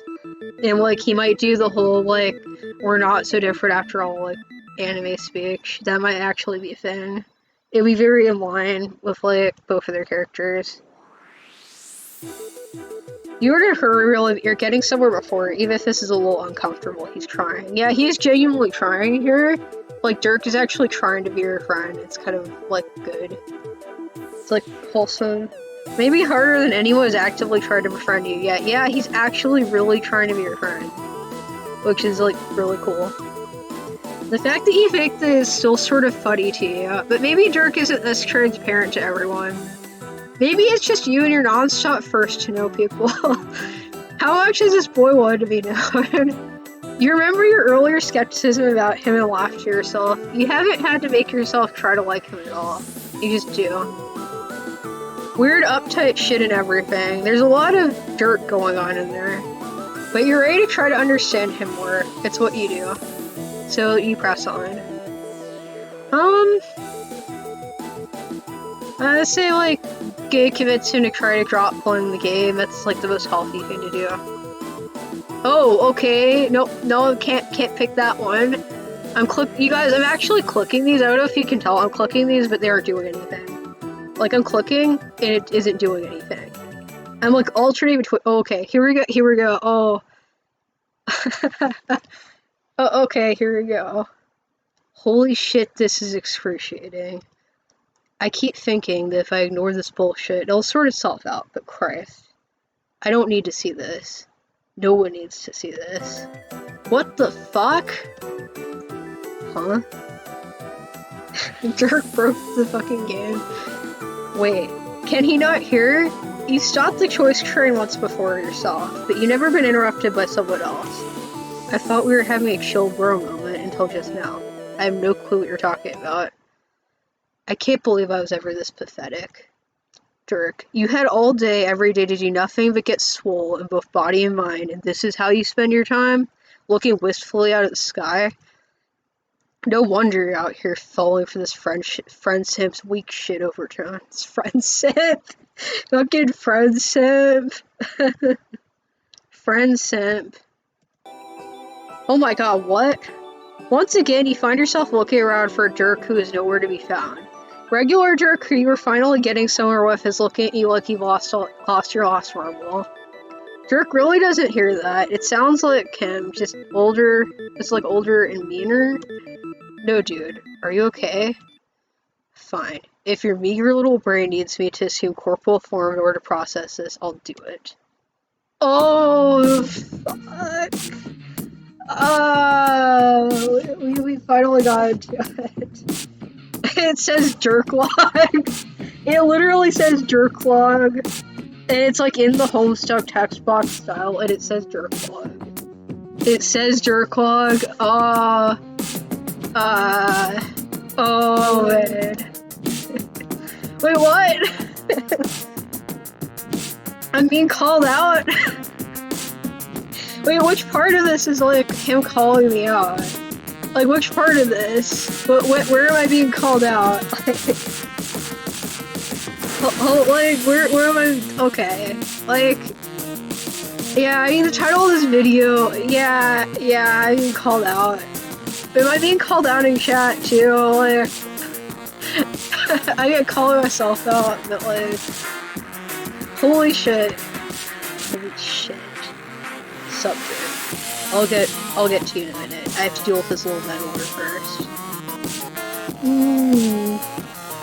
Oh, okay. Hold on a second. I need a drink because like there's real thirst here. I'm sorry. I need a drink. I need a fucking. I don't know. I'm a little bit. Me personally, not like the player, but like me personally, I'm a little bit more than like. I mean. Sorry, I was kind of thirsty there. I was like a little bit thirsty. Also, color poser JoJo as hell. Yeah. I'm just going to like take a sip of this every time.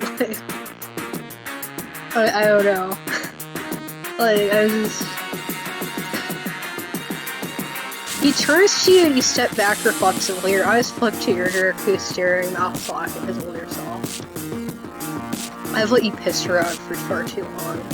Oh, and that pose! That fucking pose! He's like doing the pose. Also, like, why is Ultimate Dirk wrapped? Well, why is he fucking wrapped? Like, Dirk isn't. Like, notice how, like, this is like, it's like. Dude, it's like, oh my god. Also, the tank top's like ridiculously tight on him. Like, did he purposefully make it like? Oh, I guess like it's because like, their god tier things were like cut and modified. Because like John is basically wearing a crop top now. So I guess he just cut the sleeves off of his god tier thing.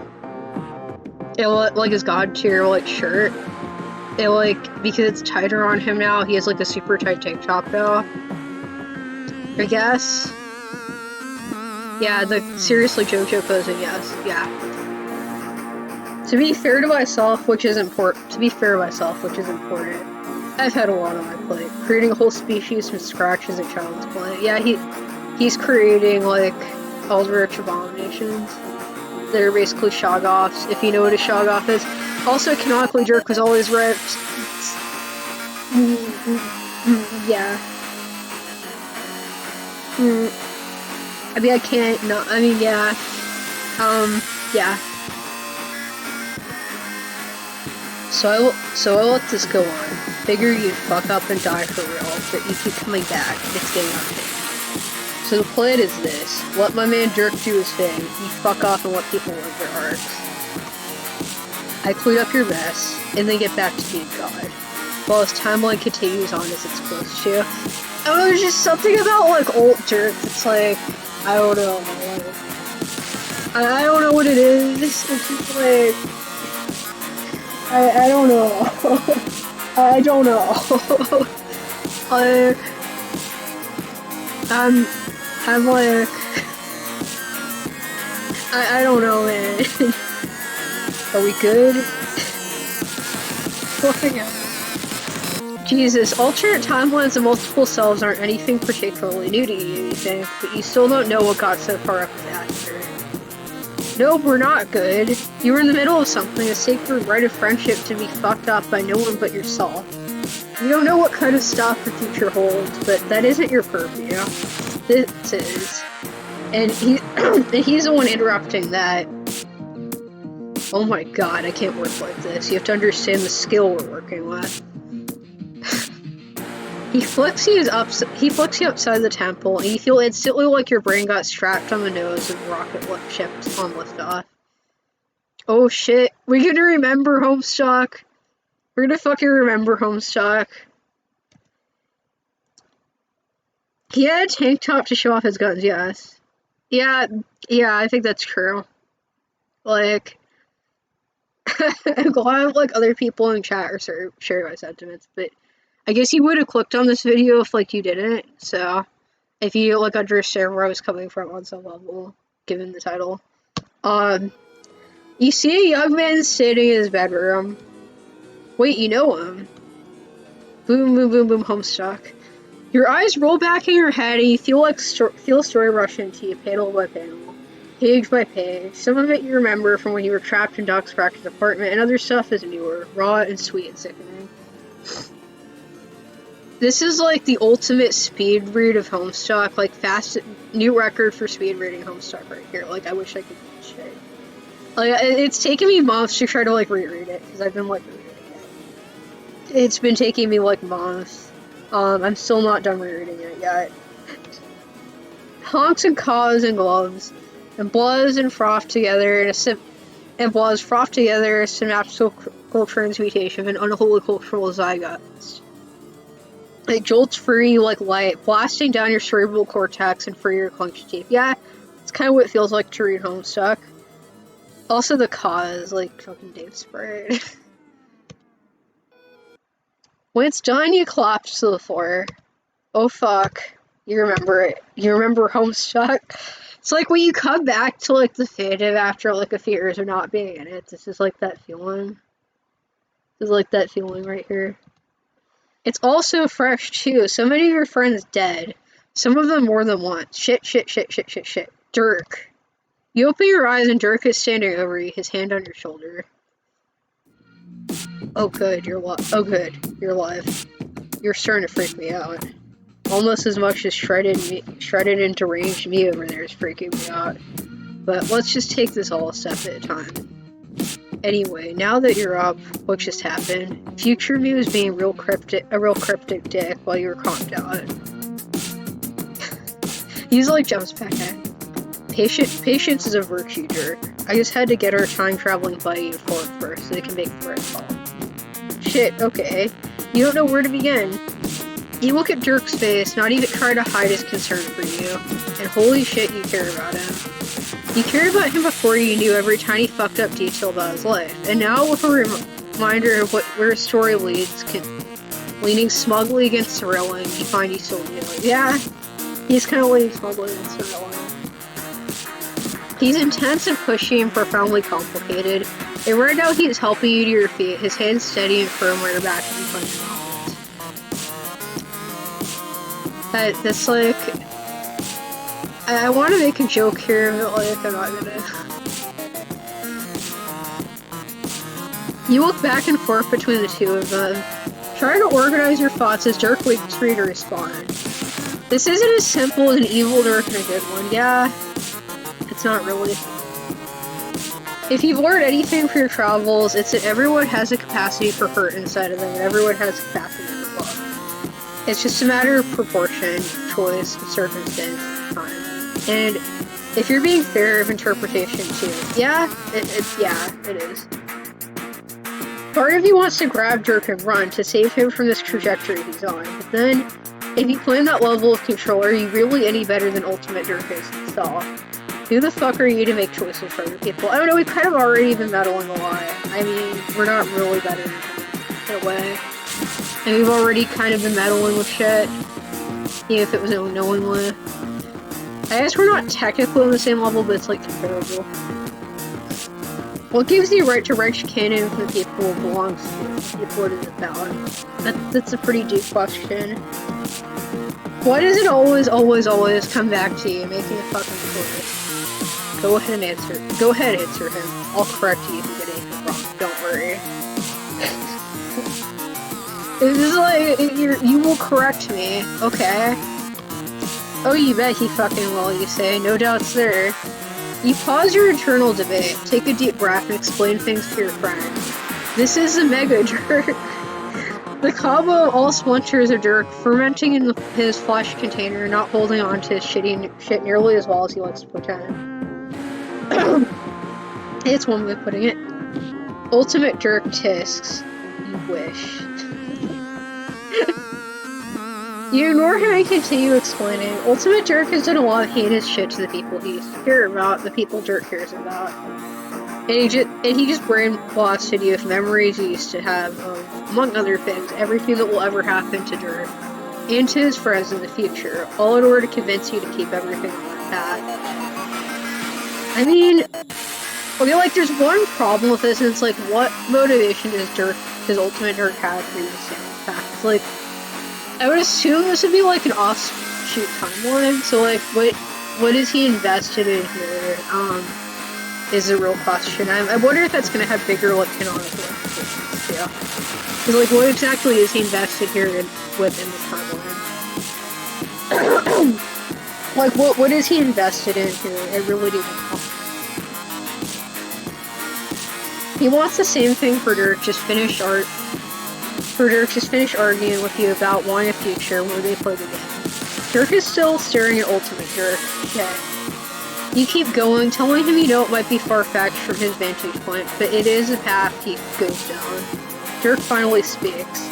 No, I can see it. I mean, if anyone was going to pull the "and I'm you but stronger," it would be all of me combined. I'm you but stronger. That means exactly. So now we should all be on the same page. Visit what we all need to do. That's easy. What's easy? Like, also I like this slight, like, side smile that Ultimate Dirk has. I don't know, there's just... He wants every Dirk to be ultimate. Actually, that's a good point. Isn't he, like, though, like, just helping other Dirks then reach their ultimate? In that case, I don't know. Like, that slight, like, side smile, though. Like, just that side smile, that fucking gets me, like... That fucking gets me. Like... like, it fucking gets me. Like, it gets me. I need more of this drink.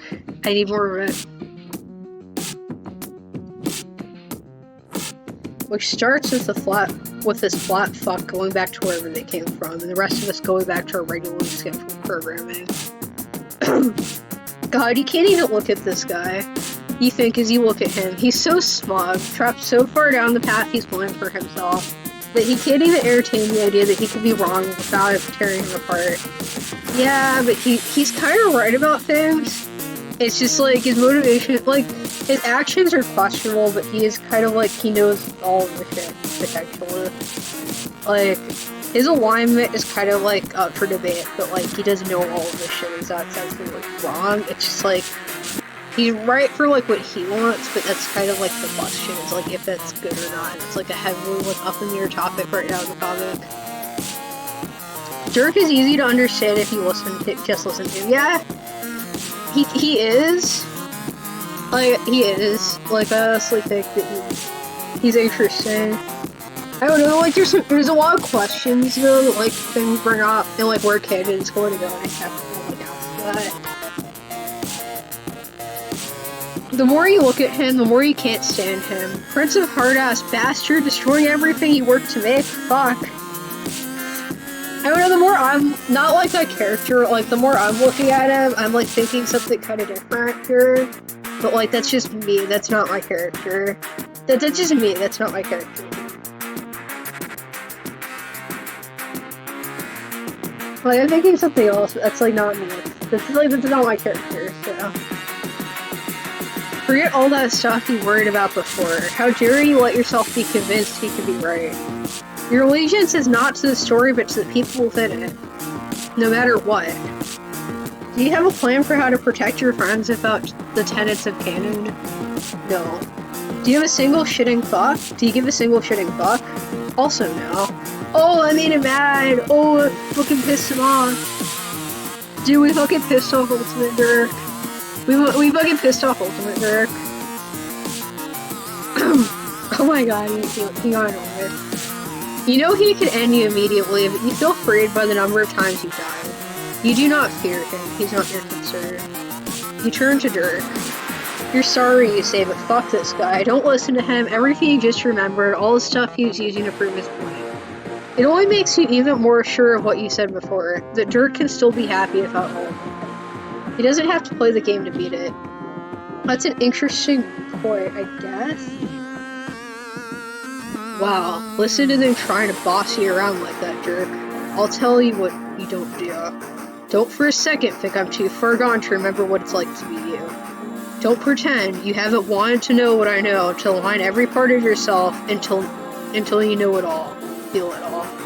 Don't be afraid of becoming who you need to become. The ends always justify the means, sir. We know this. Fuck that. You're sorry to yell. You never yell this much, but fuck that. This bitch can't bear the thought of a timeline existing without an influence, or even his worldview that everything has to be painful to matter. I mean, he can't bear. He does need influence. He does need influence. I will say that. Like, he does constantly crave influence, and that's kind of his, like, flaw, but it's also an interesting thing about his character. Like, it's interesting. Things are already painful enough. He doesn't have to work overtime to create more pain just so he can feel like he's in control of how much punishment he gets and how badly he deserves it. Because Dirk doesn't deserve it, you say. You look at the one you mean it for. He's not looking back at you. No. I mean, okay, this is an unpopular opinion here, but, like, I don't think Ultimate Dirk is, like, any less deserving of being happy than Normal Dirk is. Because, like, they're coming from the same place. And I think, like, both of them deserve to be happy.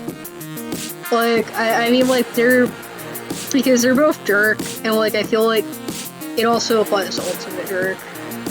And it's not just because I'm not gonna say simp is, like, the wrong word, but, like, it's not just because, like, I'm not just saying this out of purse.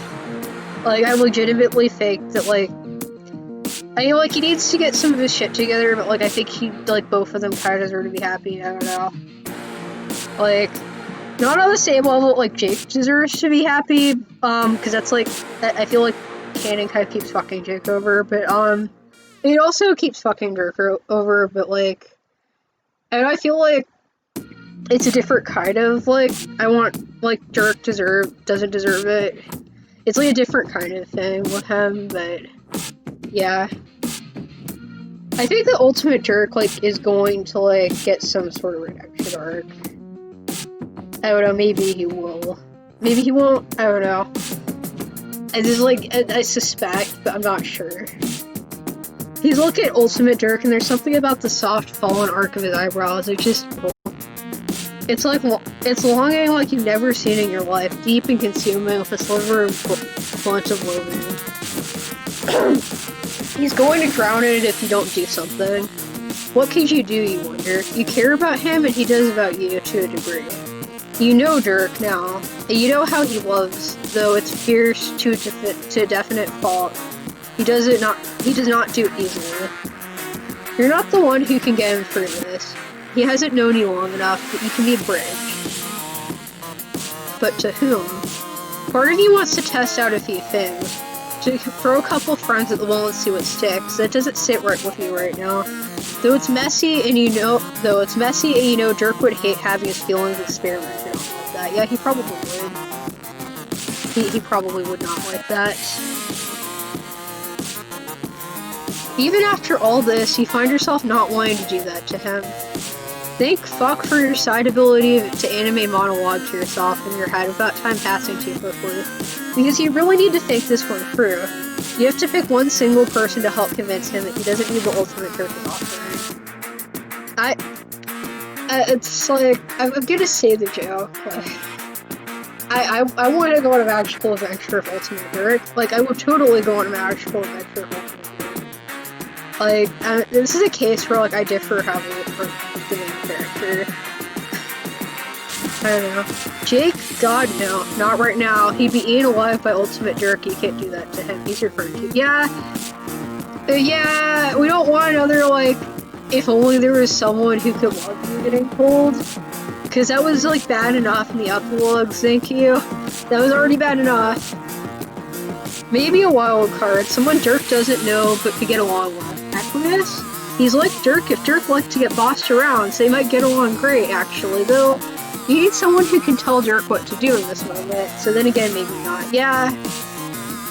Equinus would just be like, I don't know why this, Equinus would just be like, yeah.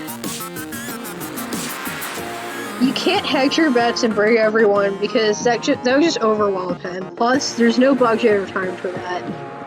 The answer punctures you hard in the chest, and you're about to sneak away to find them when Ultimate Dirk speaks up. Oh, I missed that, sorry. You know what? Fine. Do your best. And choose. Steal him away to obscurity or leave him to his destiny. I'm not worried. In fact, as a show of trust to my younger splinter, I'll leave it fuck off myself. Until no time. That's a really smug face. That's like the most smug face ever. Like, that's so fucking smug. Oh my god.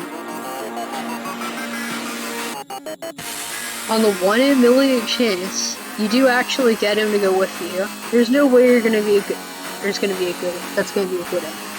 We all know he'd regret it. I mean, I don't know. He'll second guess if it was the right thing every day of his life, until he realizes that what blessed existence he's leaving. But by then, it'll be too late. A flaccid existence? Are you saying that, like, you're not living one? Are you saying that you're not, okay. Okay.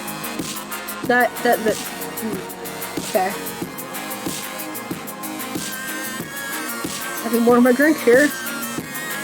Do your worst. There's a jolt and then he's gone. There's a beat of silence where you try to work out how to act normal. Now that you know what you know, but thankfully he speaks first. Are all your hangouts this buck fucking wild, or did you really pull out all the stops for me? Well, you're about to pull out another when Ultimate Dirk just blasted off like that. It's not too late, though. If he'll agree to at least hear you out, well then, by all means, continue pulling. Let's see where this shit takes us. He'll be right back, you tell him. I'll be right here, just chilling and contemplating existence, my place in it. No worries. The zap this time is even more disorienting than your sideways universe zap. You know why, though, since you know everything. You're not sure you're supposed to be here? Okay, that's a typo. But Ultimate Dirk already accused you of fucking shit up, so why not fuck shit up a little harder? You want to go pick up this person, and specifically this version of this person. The version you made friends with already isn't ready to meet Dirk yet. Probably. But thanks to your recent mindfuck, you remember that this one, having lost his Dirk, might be a little bit more interested. Whoa, who the fuck are you? Dude, why is Dave dressed like someone trying to shop during the pandemic? Like, I swear, like, I've worn that exact same outfit when I'm, like, going out to get groceries. This is Corona Shopper Dave.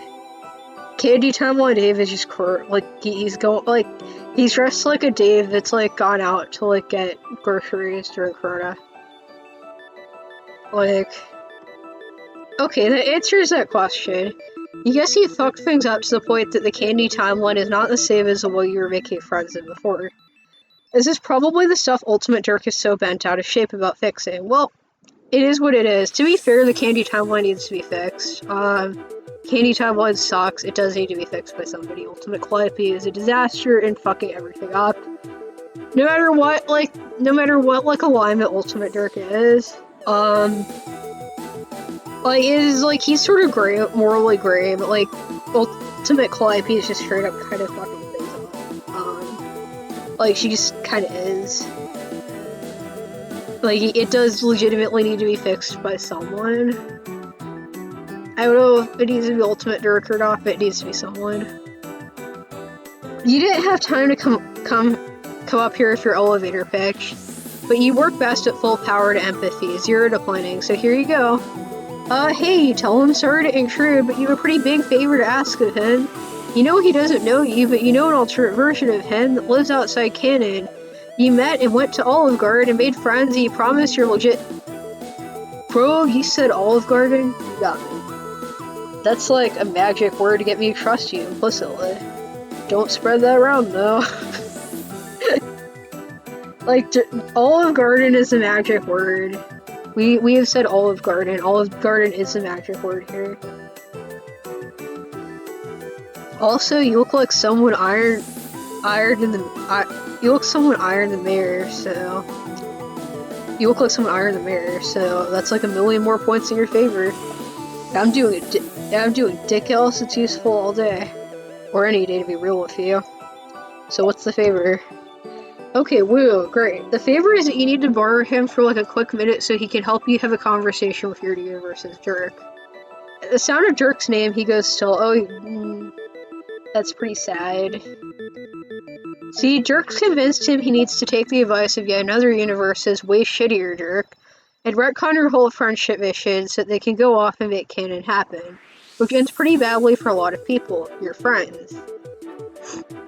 Involved, and now that you know that, you really want him to just side with you and let everyone chill and hang out and live their lives, and you're not sure of all the details about how that will work yet, but the point is that Dirk, I'm in.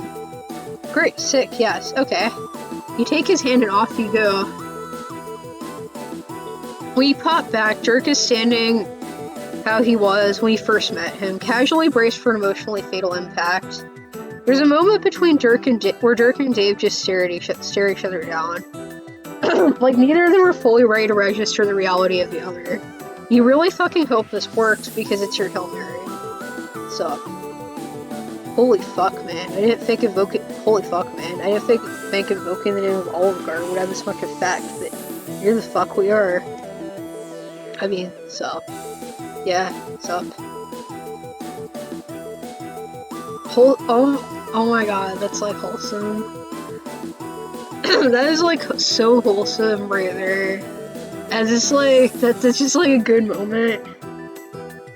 That's just like one of the best moments in this game. Or like one of the best like things, I don't know. Like it's just good. Like it's just a good moment. Dave pulls him into a short back-pumping bro hug, which Dirk weathers like a wet cat not trusting a towel to dry him off. So, I'll be real with you, we've already had a version of this first meeting convo. And we use like a lightning round conversation mechanism to get shit poppin'. But I get the feeling that we don't have time for all that right now, so I'll skip a few steps for you. Our little mutual friend here says you got options. Well, they seem to think I do, but I'm not convinced. Do you have opinions about it? Sure do. I mean, I'd do anything for this little pal suggested after what they just did for me, but like, what's even the situation? They don't want you to play Spurb and some other E does. There's a little more to it than that, but yes, that's a gist. You watch some chat, this is good, you think. Good. But you're not sure it's enough. You think Dirk is your friend now, but the more you think about it, the weirder the word feels in your brain. Friendship means something different to everyone you've met. Safety, fun, a wake-up call, a person to talk to. You hope that, for at least some of them, you've helped them see what is lovable inside themselves. You look at Dirk and wonder if he'll be one of those. He's being so polite to Dave. He must be afraid. Does Dirk even believe others can, of their own volition, love him? That's really sad, actually. That legitimately makes me really sad. That makes me sad. Like, that's actually, like, legitimately pretty sad there. You tune back in. Man, if you wanted to argue about canon, you should have asked your bro here to get, like, anybody else to come along. That shit's not my forte, but it seems to me like it's not some immutable bastion of narrative sanctity. It's just some shit some assholes said and did as your choices they made. Well, okay. If I don't follow the plan, beat the game, and get to where you are now, how do I know my choices will still matter? I don't know, man. You're not in my timeline anymore because of a choice you made a while back, so my mileage might vary a bit. Dirk shifts backwards. You wish he'd looked more surprised about it. Oh. Yeah. I don't want to waste your time or anything. Just getting to talk to you is worth it, so I don't know. Do what you gotta do, but like, coming from me, a guy could have done some stuff differently, who could have done some stuff differently himself. Always try to trust your friend. I know you don't like believing in this stuff, but maybe listen to the people who like you for you, because they mean it. I'm rambling now, so guess if I had one thing to say to you, it'd just be, it's okay to not have all the answers. Yeah, that's what I tell you. Dirk nods, so I'm processing that a lot. But I also cannot go any further in this conversation without telling you that our little friend is liminal enough to actually be able to hold a sword. Oh, holy fuck, yo, what? Oh wow, Dave, huh? Okay, bringing fucking guns to a knife fight here. I didn't expect this level of underhanded maneuvering from you, but I'll respect the play. I mean, you just literally said we could bring anyone we wanted, so I don't know what you were expecting. Like, what were you expecting? I don't know. Like, old Dirk, what were you expecting to happen? Doesn't matter anyway. I've come back with my own shit. I like how he just phases in and out of reality like that. Sorry for the delay. I had to deal with some shit on my end. New plan. Forget all this going our separate ways to fix shit. Dirk, you're coming with me. Your friend was right about one thing. Things don't need to go back to the way they were. But not for any lame reason like the power of love. I have plans bigger than that. I promise you, this limp dick excuse for a friend doesn't measure up to all the shit I can show you. We'll show you.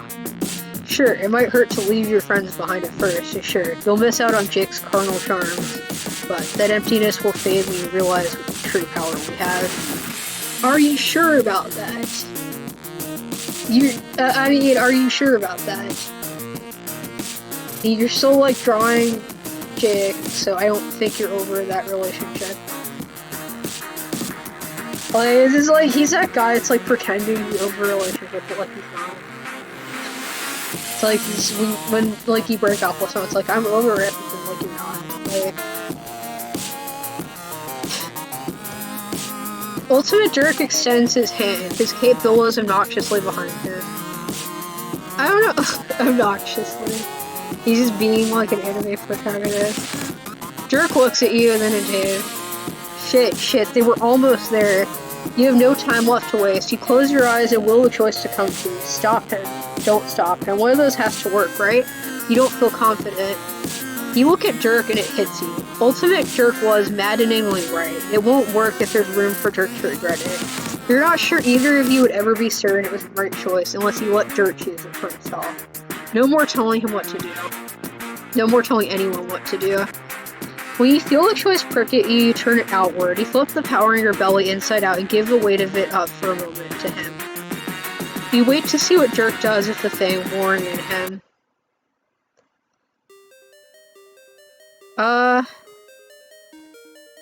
You see it manifest in his brain and in yours. And your stomach plunges. It feels rigged from the start. There's no way Dirk will choose you and Dave when he's gone and framed it like that. God damn it, too late to change anything yourself. You wait for Dirk to choose. Oh, like, we get to be Dirk now and choose. It's kind of cool. You trust them? Sorry, man. Your heart drops when you see who he's looking at. Guess you can call this one the batted. Huh, yeah. Luckily for you, there's almost definitely another one of me that can't wait to sail the 7 Seasons tour if you want some shit. Like, I'd go on an adventure with Ultimate Dirk. Like, can I come instead?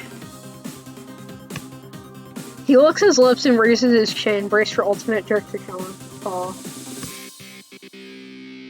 I assume if you're huge fucking braid, you can see that happening as we speak, yes?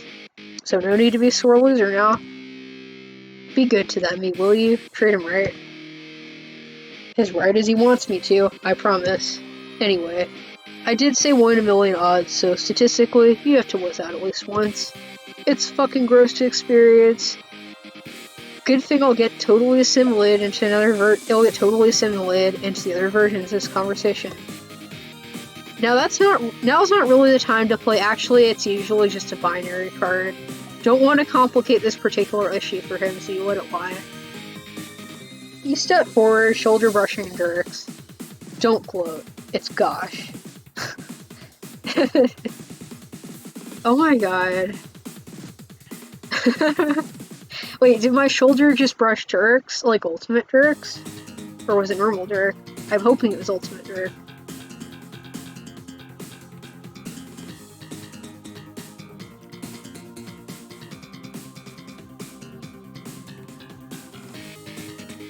Okay then.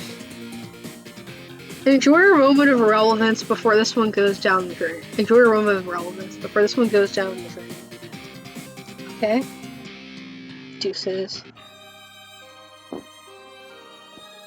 You stop your celebration when you notice that Dirk is a little shaky. Yeah, someone needs to work done.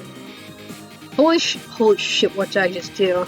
This future you have in the works better be fucking good, my dude. Are you kidding me? They got it on lock. Oh, he knows it. You don't tell him you don't know every single detail yet, but you understand yourself now. You'll work it out when you need to. You always do. What? What? Oh, gosh. Well, but go with a shh. Okay. Okay. I'm sad the Ultimate Dirk left reality. Damn. I'm sad. I honestly wish that this game had, like, an option to befriend Ultimate Dirk, because that'd be great. Because, like, Ultimate Dirk, I don't know, like, this game lets you befriend Eridan, so, like, you should be able to befriend Ultimate Dirk. Because, like, Ultimate Dirk is as bad as fucking Eridan. But, like, you can still befriend Eridan. And he'll have even more practice if as soon as you can zap and up some more company.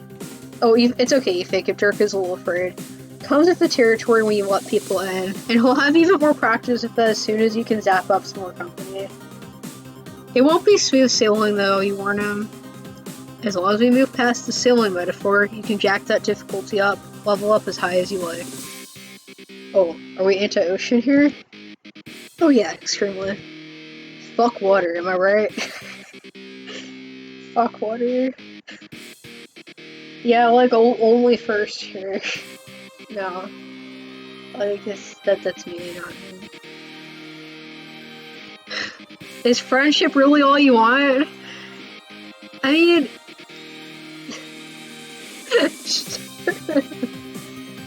I'm seeing that in the it's like... Stop calling me out like that. You fucking called out here. Is friendship really all I want? Fucking being called out again. Fucking being called out. Dirk turns his head slightly, you know he's looking at you. He smiles, and you know he gets it. It's not about this being the real timeline or the fake one, the hard one or the easy one. It's about being his, if he wants it. When she realizes he watched him turn back to laugh along with Dave, he does. Yay, good ending. Oh, he's doing the classic, like, palms down pose. Oh! Oh, I forgot about this. Alright, we get to keep seeing old Dirk. Yay. Yay, we get to see old Dirk more. We get to see him more. The air between you and the two of them opens up like a wound in the universe, and you feel yourself being pulled towards it. You see him in there too, that fucking bastard. As Ultimate Dirk pulls you through what you can only conceptualize as a tear in the narrative, you turn to look at Dirk and Dave. This is sure to lead to some bullshit, and you need to confirm that they're still intact. You aren't sure where you're looking next, but you don't want them to worry, as the hole starts to reseal itself with them on the other side. You give them a thumbs up, the universal sign of reassurance that things are okay. You'll be back. Hopefully. Neither of them are strangers to either the intricacies of plot or shenanigans, so they return it in unison. You did it. You got him a good end. Dirk Strider is your friend, you think, as you fall through nothingness. Dave can take it from here. Guess that sword isn't just for show. He really knows how to use it. He's literally breaking the fucking, like, ending screen. You go flying out of frame, out of this volume, straight into the epilogue. No, not the epilogue. God, that is impossible. You can't believe you're the main character of such a stupid story. He launches you straight into the post-game, final chapter, afterwards, or wait, afterward? Both of them look weird. Yeah, T-posing person. Oh, sorry, well, I skipped that. Sorry, guys. Sorry, T-posing god person, this really isn't your fault. Actually, that's an A-pose. Common mistake. Just trying to help. You brace for whatever hellish experience is waiting for you when you hit the event horizon. What? Woo. Your whole body aches, not physically, more thematically. Like you just got bitch slapped straight in the meta-narrative and bodied back into the beginning. Oh shit. Are you literally at the beginning? Did you forget everything again? Quick. Hemo Spectrum, Trolls, Incestuous Slurry, Backrail, the fucking Madrug. I can't even pronounce that word. Truth, Relevance, and Essentiality. Woo, you remember. So here you are again. You guess it makes sense that Doc Scratch was behind it all. Maybe he and Ultimate Dirk have been working together this whole time. Oh, the sword cutting reality is a very unsettled piece of symbolism. Yes, it is. It in fact is. I mean, Doc Scratch is arguably another Dirk because he's like a version of Hal, vaguely, so technically yes, but also no. Hey, you round, shiny son of a bitch, show yourself. You receive no response. The plush screen room is still, and the corner of the clock has stopped. Wait, what was that? The sound of a struggle drifts from deeper in the house. Oh balls. Madrigogs. Okay. That's how you pronounce that word, good. Oh balls, is Spade Slick here to beat the shit out of Doc Scratch? But you thought that happened at the beginning of the game. Maybe you really have been transported back to square one. But nothing is on fire. Spade Slick sets the place on fire, right? Shit. Why do so many things happen in this goddamn comic? There are just so many details to remember. Yeah, but that's what makes it so good. Is it's really complex and like rich. That's like what makes it good. You follow the sound of the ruckus, turning a corner down a long, wood-paneled hallway. A door stands open at the end of it, where two people appear to be locked in an intense struggle. Hey, listen, we can talk about this. You edge closer to the corridor. The mirrors on the walls watch you like eyes. Clearly, I've made some bad decisions. I'll grant you that. The man currently hanging on the door jamb for dear life sounds and looks familiar. But you're actually kind of having a hard time focusing on him. It makes your head swim. Okay, yes. I agree with that. I need to take a break, but please don't put me in here with that wolf head. It's out for my blood. I don't know if I can hold it off for long. The second figure, a woman maybe, appears unmoved by the man's pleas. You have no idea what's going on here, but one thing you do know is that you just can't allow random broads to throw dudes into rooms against their will. Hey, you shout down the corridor. Both the man and the woman turn to look at you. The combined power of their gaze forces you to your knees. It hits you at the same temperature place the ultimate Dirk strike had, right in the narrative. The woman takes the chance to shove the man into the room and will slam the door. I get it, because, like, shoving Husky into a corner because he did, like, this game wasn't, like, other writers wrote this. I get it, yeah. Yeah, I get it. Sorry about that. Sorry about that. He won't bother us anymore. The sound of her voice vibrates all the way into your skull. It's her. She's the one who's been doing this to you, who's been stopping you from getting back to visit your friends, who's been manipulating you, just like Doc Scratch did. Oh, come on. Oh, come on, I'm not that bad. At least I hope I'm not. At least I hope I'm not. I'm not. By the way, unmute me if you haven't bothered to already. The music in this section rules. Besides, voiceover in Ren'Py is extremely annoying. Did you know you have to save every line as a different .ogg file? Why do I have to read it? I didn't even know what herself. .ogg file was until our programmer explained it to me. My sound is down really low, so...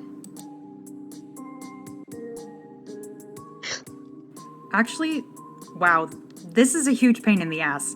Let's go back to text only. My sound is down so low I didn't even realize that, like, there's a voiceover. I usually play things full sound. That's better. You're falling to pieces. Every part of your body is literally sliding apart and falling into the others. It's just like being hit by the house juju. Your corporal form is not meant for this much. Meta-narrative bullshit. You just aren't made for it. Yeah. Come on, you're fine. She pats you on the cheek, and suddenly it's true. You're fine. She made it so. It must be magic. Not quite. Get up, King. You do slowly, for some inexplicable reason. You're more scared of her than you've been of Ultimate Dirk or Doc Scratch. Or anyone else. You have a feeling that she might be the real danger here. She laughs. It's not a villainous laugh, but it's not exactly a nice one either. I guess that's fair. I'm definitely not a hero. Or maybe I am a hero, and the dude I just shoved into the cupboard with the wolf head is really is a real villain. Or it's the other way around, and evil has triumphed. Yeah, there's like some really meta shit going on here. You tell her that you don't remember her from the comic you read. Yeah, you wouldn't. Don't worry about it. You can call me the director. And you're right, all of this is my fault. All of this?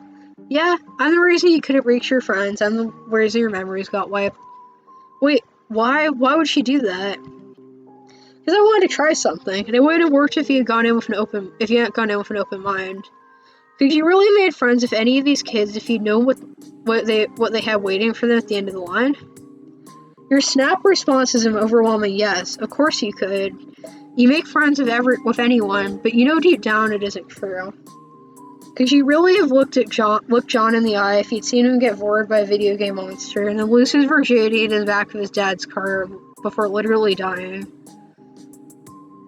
That isn't a voice line I thought I would be reading out loud. Okay then. I guess okay. Okay then. Could you have talked to Jade like a normal person if you knew she was going to grow up to be a half-dog goddess? Could you have resisted throwing Rose and Kanaya together the first chance you got? Could you have even handled becoming friends with Equius, Nepeta, or Pfeffery, knowing what was coming for them? God. Could you have even stood to be in the same room as Gamzee or Eridan? Right? Making friends with people when we know how their story ends isn't something we're equipped to do. It's like meeting a celebrity, hard to be normal. You tell the director that you don't think any of this is very normal. She laughs. Yeah, you're smart. That's why I like you, MSPA reader. What? That's not your name. Your name is... Hey, come on. Leave something for the sequel. The truth is, I used you, and I'm sorry for that, but I'm also not sorry. Because these kids were born to suffer, and that's what they're for. I know that sounds harsh, but it's true. Destiny wrapped its fake inky tentacles around them, and pulled them into a story without happy endings. But you changed that. You gave them a chance to grow up. Wait, you did that? But you remember the other story. The real story, the one that just ended with everything falling to shit. Were you saying all that didn't happen? No, it happened. Well, it didn't actually happen because none of this is happening. Creators all the way down and such like. But you made this story, and nobody can take that away from you. Oh my god, shut up. I can't handle this anymore. The director looks for the first time just a little bit worried. She covers it up quickly, however, and regains her placid or stance of neutral indifference. You want a real villain? This guy right here. This is so fucking stupid, even for all of you. I'm aware of that. How dare you? You're gonna lecture me on Audacity? Come on, man. You're not even real. And yet, you keep talking to me. Oh my god. Well, you feel like you shouldn't be here for this, possibly. You always feel kind of awkward when authority figures fight. I'm not here for her. I'm here for you. We weren't done talking. Then why did you cut the damn UI in half? I got a little overzealous. It happens. A little overzealous. Really. Just a little bit. Sorry about that, by the way. You shrug, whatever. You've had worse. Still, you don't feel very well disposed towards this guy at this point, knowing all the garbage he's done and will probably keep doing. Although, you aren't sure if the director is any better. I'm much better than him. See? See? See what I can do? Can Dirk's writer do this? Can he talk with an actual human voice? Oh, voice lines. Get fucked. I don't know, though, because, like, that's a good question, because, like, I'm actually narrating him. Like, I'm actually the one narrating him. So, like, that's a good question, like... Wait, if I'm streaming him and I'm narrating for him, then doesn't that indirectly give him a human voice? Oh, fuck, this is even more meta now. Wait, like, if I'm narrating for Ultimate Dirk, then doesn't that technically mean that I'm giving him a human voice, though? Like, doesn't that technically mean that? Like, there's some meta shit there. Like, cause if a streamer is narrating for him, then they are giving him a human voice. Like, that's actually kind of, like... There's, like, some irony in that. I don't know, it's, like, even more meta. Get fucked, see? Come on. You're at least a little happy to see me. Stop flexing at me. I have a wife. Don't worry, Dirk. I don't have one. Cause like, not yet, but... It's funny, because, like, I'm actually, like, poly, but, it's like, please flex at me more, Ultimate Dirk, please. Please keep flexing. Please keep flexing, dude. For a man so devoted to swords, don't you think it's going against your character to have such enormous guns?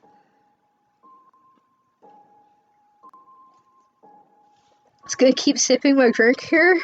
Just gonna keep sipping my drink. What, these? Oh, they're not mine, it's just an artifact of the medium. I'd say thanks, but I feel like you got more out of it than me.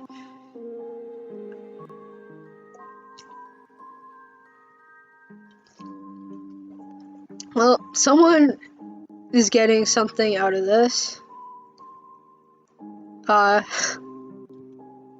Stop flirting with my audience, you anime-ass motherfucker.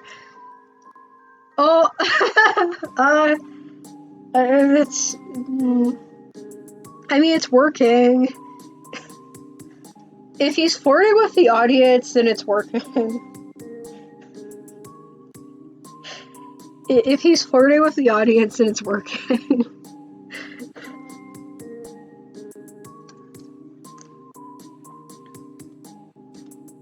Hey, you're in charge. I wouldn't look like this if you didn't want me to. I actually let the artists have a lot of creative license. Nice evasion. Shut the fuck up. Okay, this bullshit doesn't matter. What does matter is that you... He directs his anime gaze back at you. His anime gaze? Oh, okay. HS cheers.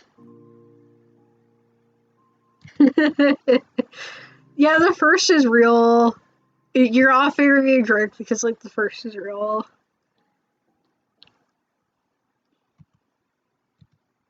This isn't just about Dirk anymore. You're zapping around and ruining everything. I seriously can't even begin to unravel the utter sacred shit pile you've created. You have absolutely decimated everyone's character arcs and motivation. Seriously, Aridin got gender arc? Come on, man. I mean, actually, Aridin's gender arc was pretty good. There's actually plenty of seeding for that storyline in the comic proper. Aridin's relationship to femininity is really... Do you realize what you've done here? You've completely stolen their destinies from them. You guess you did, but now that they've got a chance to be actual teenagers and grow up in a world that isn't trying to murder them consistently, well, Alternia is still doing that, but at least they won't be in the hostile video game environment.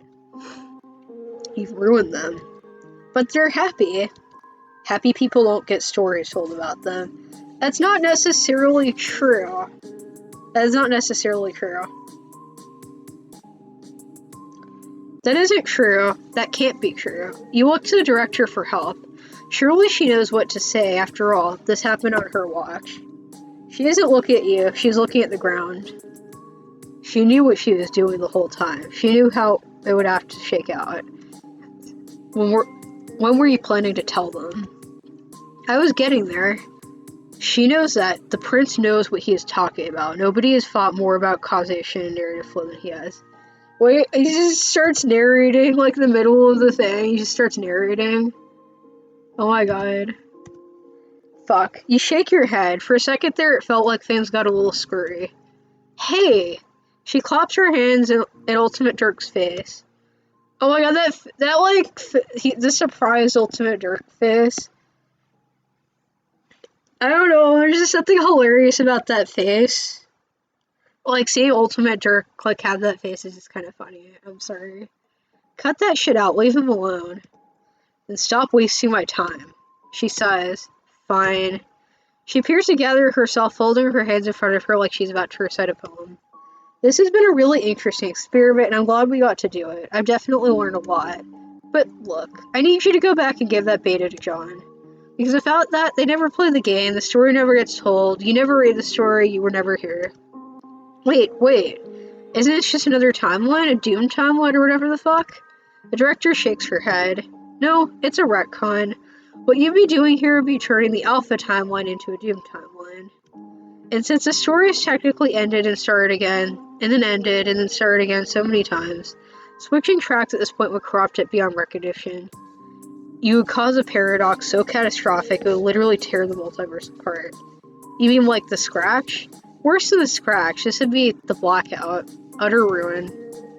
But wait, you already threw the beta in the goddamn sewer. Shouldn't this have already happened? This utter ruin? No, because you still have the power to go back and change it. If you decide not to act, then we have to worry. You look back and forth between Ultimate Dirk and the director, try to find a way out, some indication that they're fucking with you. They don't seem to like each other much, but they appear to be joined in their intense insistence that this utter room bullshit is going to happen. Unless you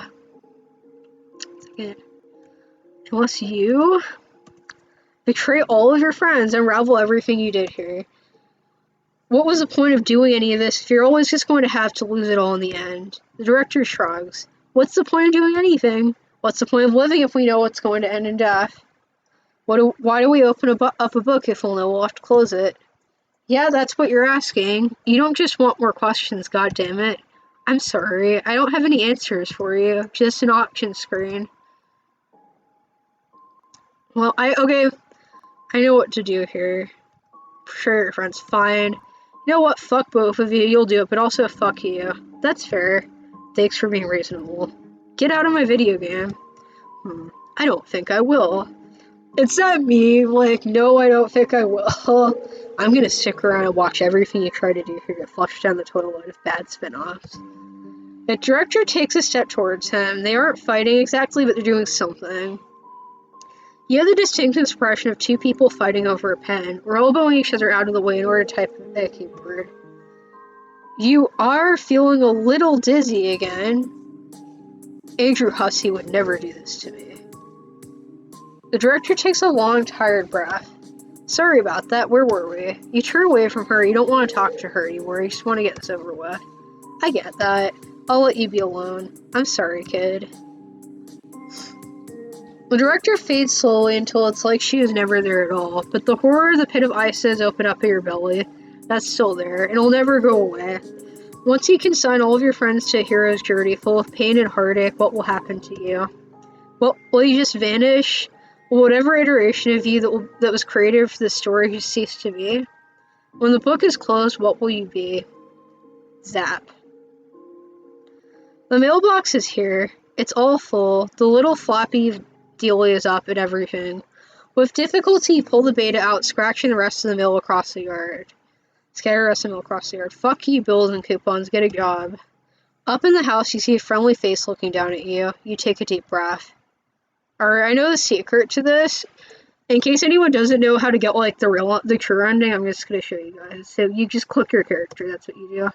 It's like, it's fucking hard to do, and it took me forever to figure this out, but, like, that's what you do. Wait, hold the fucking phone.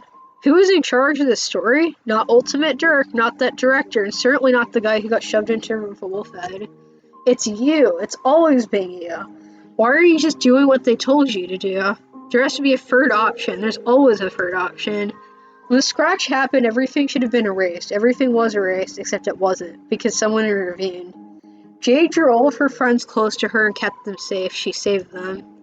The first time you tried to bring Jade with you when you teleported, Beck didn't let you, but then later he did.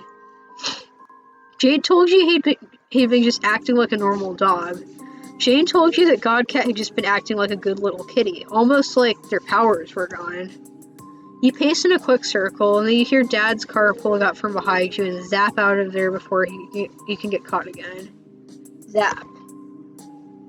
You still got the beta clutched in your hand, but you're alone on Dave's roof underneath the blazing Houston sun. Nobody's going to bother you up here. There's something that's teasingly just at the edge of your understanding. If you could only reach it. You needed help. You need someone who knows about weird shit. Like a lock clicking in your brain, you understand what you have to do. Zap. Oh, it's you. How's it going? You look a little tired. You ask Aradia if she's been watching recently. If she knows what's been going down in your part of the neighborhood, she shakes her head. I've lost track of you. We hopped universes. I'm about to try to get myself out of canon for good, and it's going to be kind of a pain in the ass. So I've been trying to conserve my energy. Oh right, yeah, you know about that. She raises an eyebrow. Don't worry about that, actually. You know some lore is all. You might have seen what's going to happen to Aradia next. Actually, she doesn't have too much to worry about. She and Solix are fine. Actually, they're probably more than fine. Almost everyone is. Alice is. That's good to know, I guess. So, did you figure out what was going on with your friend's situation? Yeah, you tell Aradia what's been going on with your friend's situation. Wow. Yeah. And you're going to do it? You're going to erase this timeline? Because if you are, then no offense, I might head out of canon a little early. That's just the thing. You think you might have a plan? Oh? You tell her the plan. Does she think it'll work? A slow, brilliant smile paints the sunrise across her face. I have no idea, but I'd love to watch. Zap. The green sun. Okay, hold up. The green sun spreads out below like a giant radioactive gumball that absolutely wants to tear you into a million greasy pieces. You can feel its tugging with all of your organs, twisting up all the words inside you, making a mess of those themes, dragging motifs screaming to the surface. This is the single largest source of raw narrative mass in the multiverse, and it should be killing you. Do you actually need me to do anything? You sort of just want her to vibe here with you in case you die. You don't want to die alone. That's fair. Hey, if you die, I'll pick up your bones for you. Thanks, Aradia! Yeah, that's a very kind thing to do. Picking up bones of your dead friend. She smiles. See you on the other side, you say. You're not sure who you're talking to. You're guessing this is going to be pretty bad. Zap. It's not bad. It's not pain exactly, because when you're inside the green sun, you don't think you have nerve endings anymore. You're just a consciousness floating in the miasma of causation. You aren't sure how this is supposed to work. Should you maybe start thinking about your friends, like you are in the animes, drawing strength from the power of your social lens? You think about John and Rose and your good friend Dave. Fucking ouch, thinking too much hurts. You aren't going to be able to count on anime cliches for this one, you guess. So you don't think about your friends. For once, you think about yourself, the impossibility that is you, protagonist, reader, carrier of the story. Maybe not every story, but this one. You've been erased so many times. You look across the rise and fall of the story and see just how many mistakes you've made. All the times you've broken your friends' trust or betrayed them, or hell, even killed them. You reach across to all of those yous, your what-ifs, your do-overs. You let the blazing energy overtake you. You open yourself up, and everything goes green. And you better be on your best behavior, Orphaner. If this partnership is gonna work out. Forget this guy, Vriska. We can do this ourselves. Could you at least give the guy a chance to respond? What's that? Pounce, come here, kitty. I'm home. Nepeta, this cave is far too small for someone with a height as strong as mine. Pounce? Aqueous, what's that? Anyway, that's why I don't eat corn dogs anymore. I want to hear yeah, it's the most rowdy one ever. I want to hear the rest of this story. Dave, why don't you eat corn dogs? What happened? What happened? Why? What corn dog related incident occurred? What the fuck? Is this a normal feature thing? Earthquakes and shit? I guess that's normal wherever we go, but don't get many of them in Houston. I don't think that's an earthquake. Autoresponder? No seismic activity detected in the area. So you're telling me I wrote this in another history? Yes, as far as I am aware.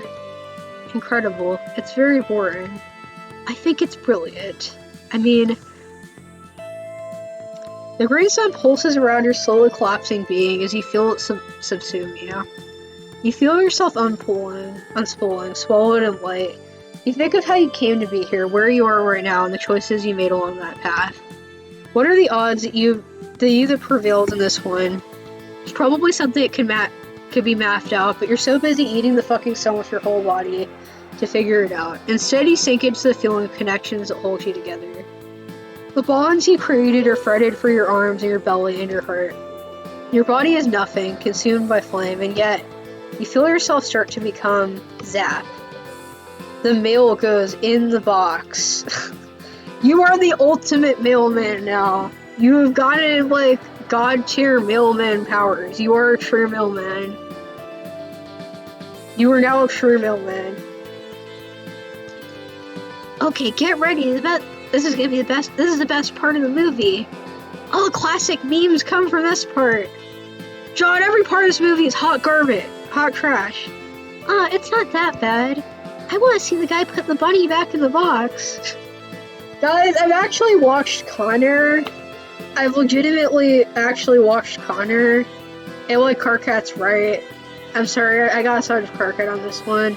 I'm it's not even really that entertaining. As far as Nick Cage movies go, they kind of waste him. He's not, reacting very strongly. It's just kind of meh.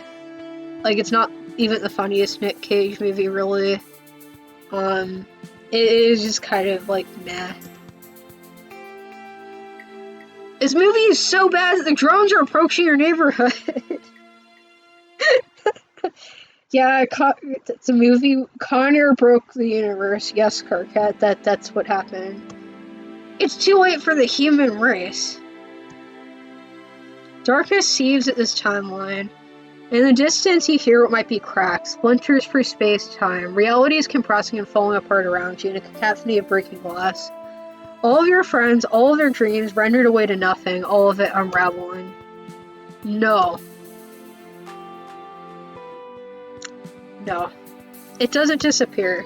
I don't let it. I am bigger than this story, but I am also inside the story, so I gather it up and I keep it close to me. And as soon as I remove it from causation, it's like it never happened. I take the timeline and I lock it away.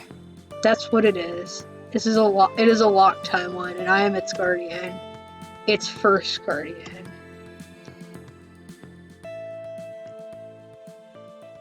Thanks for playing, yay! We beat Pesterquest. Okay, well, that was a very good playthrough. I had a good time with that. So I'm not quite sure what I'm gonna play next on my nightly streams, but it's probably there's a good chance it's going to be Hive Swap. There's a pretty good chance. But yeah, we'll see. And thank you guys for watching my playthrough of Pesterquest. I know there's some technical issues at the beginning, but we've gone pretty far, and thank you guys for watching all this time. And yeah, so this is Night Heron from Team Demon Kitty, and I hope you guys have a good night.